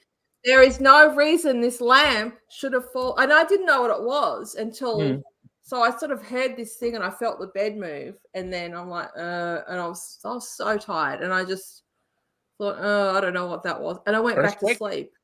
And then the boys got back and I kind of woke up and then I remembered there was some weird thing that happened and I looked and it was sort of light by that point and I saw that it was the lamp that had fallen over and like knocked the mattress and was on the floor. Wow. What the fuck? Like that's a ghost. Talking about creepy. Yeah. There was no reason that should have happened. So I was that's a ghost. Really freaked out. That's ghosty shit. It was ghosty shit. Yeah. Call an exorcist. You're going to be possessed next week. You're going to be spewing fucking pea soup and everything. TV show reference at the start of the show. That would be kind of cool. I'm sure you would enjoy it. There is no Dana, only spin my head around. Your mother sucks cocks in hell. So yeah, that's my bin. Wow, it was freaky. And I told you, I used to live in a haunted house, so I've been there, done that. Yeah, that's weird shit. Yeah, seen some anyway, weird, I'll be shit. a little nervous going to bed this evening. You'll be okay, I think. But yeah, I'm see what sure I'll be happens. fine. Keep a log. If it keeps happening, keep a log because it becomes. Will. All the I pros. did it for 5 years and nothing. I said, Jane, this happened. What do you think? And he's like, oh, it's probably like you snoring, and it was like, vibrated the light off. How fucking Oh, loud do you yeah. snore? Thanks, dude. Oh, Not wow. that bad, surely. My God. Wow. Yeah, he was just That's being a an asshole. Oh, man, that's that's a powerful way for a snores. husband to get the cold shoulder pretty quick. That's That's what Oh, I that last earthquake they had in New Zealand, it's just like, oh, Bell snored and rolled over, and fucking hell, it got an earthquake. Yeah, we're kind of close to New Hey, Zealand. you Well, were in if- Japan when that fucking I was about to earthquake say, happened. It was your fault. That was He went to me. Japan. That then- was all me. Yeah, from 400 kilometers away, I caused Yeah. that earthquake. God damn it, Bell. Oh wow. I know. I got to get it fixed. It's happening. Well, yeah, that is a thing. All right, my one for this week. It's been a week, and for you guys all know what my bin's going to be. Here we go. Yeah. Where's the popcorn? I'm binning those fuckers that run Facebook. Now, you'd remembered a little while ago now, a few months ago, that I binned Facebook because I got some weird random thing on my account. They suspended me for about a week or something that it was. I forget. Yeah. I couldn't do anything. Couldn't post. Couldn't fucking do anything. So the other day, getting close to a week ago now, I woke up to an email saying we've basically deleted your Facebook account for violating our terms and services. I'm like, the fuck happened? Because Jeff put in to the group chat, have you been naughty? And I'm like, what the fuck's going on? And my account was gone. I couldn't log in, couldn't anything. And it's still You posted something in our chat and it got deleted because it violated the terms and conditions. And then bye-bye, Andrew. What did you post, Andrew? I said that was fun. Yeah, it was fun. Looking forward to next week. That was what I said. Yeah. And that's something like that. That was it. Comment got deleted. Yep, it was at the end of the stream. It was just after the stream, and it was just like, that was fun. Let's do it. Looking forward to next week. And they've sent me trying to log into things. I found a post in the old crew page. We used to run a private page for the planning episodes for the crew, and looks like they flagged something from November last year. I'm like, what the fuck are we even doing here? Because they're talking about intellectual property in that one, and I'm like, the only thing in there is my own copy paste. So if you're fucking flagging me for my own fucking writing, fuck you. I don't know what the hell is going on. I mean, all this AI shit that's taken over fucking Meta, it's fucked everything. In theory, once a human looks at this shit, hopefully it'll all come back to normal. But right now, as it it's stands, not going to happen. Fingers crossed. But right now, as it stands, I've lost. Don't hold your breath, dude. My personal account is gone, which means all my chats, all my photos, all the memories, all that stuff, it's all just gone. And there's some stuff there you fucking bin. can't get back. So I'm just going to put this whole process you have to go through. I've appealed it, and fingers crossed, we'll see what happens. But starting to slowly have to look at setting up another account. I was lucky that I linked Instagram to the Hard Rock Show because that was allowing me a back way into the Hard Rock Show Facebook page. Otherwise, that'd be gone as well. The old THRS Entertainment page, I can't get that. That's gone. There's other things that I've lost along the way too. And it's just like, well, what the fuck are we, I didn't actually do anything wrong. What have I posted? Show me what I posted where. And I haven't. And the way they do it, they ban you and say this post is violated, but they don't even let you see the fucking post that broke the rules. Like I get telling it from other people, hide it from you when you're trying to tell someone don't do that. What's the fucking point of that shit? You can't learn anything. You don't do it. What do I do? So it's like Facebook as an entity, it just can fuck off and go in the bin. This is what happens when you trust machines to run everything and you have no people supervising it. And this is happening more and more because we just fucking blindly trust machines to do it. Yeah, this is social Skynet. Yeah, exactly. Also, we've seen countless movies about this shit. We don't need it. We do not need this AI crap, and people are just so happy to embrace it. You don't need it. Well, that'll be a different. There'll be a new ranting coming for that one. But no, I just wanted to put Facebook in the bin this week because that's pretty shitful when you haven't done anything wrong, and it's like, well, what have I? What did you show me? And it looks like at this point in time, I've lost everything, and I've had that account for 15 years or more now. So that's a lot to. I had that before I started the Hard Rock Show, so it's like just been fucking hell. Gone, dude. Like I said, I'm lucky. I'm lucky I got back into the Hard Rock Show page, so I haven't lost everything in that regard. But just that's a lot. That's just like, well, what the fuck? Because there's a lot of stuff in there that you just can't get back anymore because certain people have passed away that you can't. Yeah, it's just sort of, well, fuck. Yeah. So, it's a bit shit, but oh well, what do you do? So that's why if anyone that wants to contact me, it's all going to be through fucking email now. Fucking that way I can control it because I've got my own domain. So whatever. Or jump on our Discord and subscribe to the fucking show and help us out. That'd be good. Discord, Patreon, email. Yeah. On that note, just contact us that way. Fuck Facebook. That can go in the bin. Yeah. All right. What do we got here? On the going back to Velvet Revolver, Vinny Jesus says Vinny, fucking hell. Vinny said Jesus listened to it for 3 days.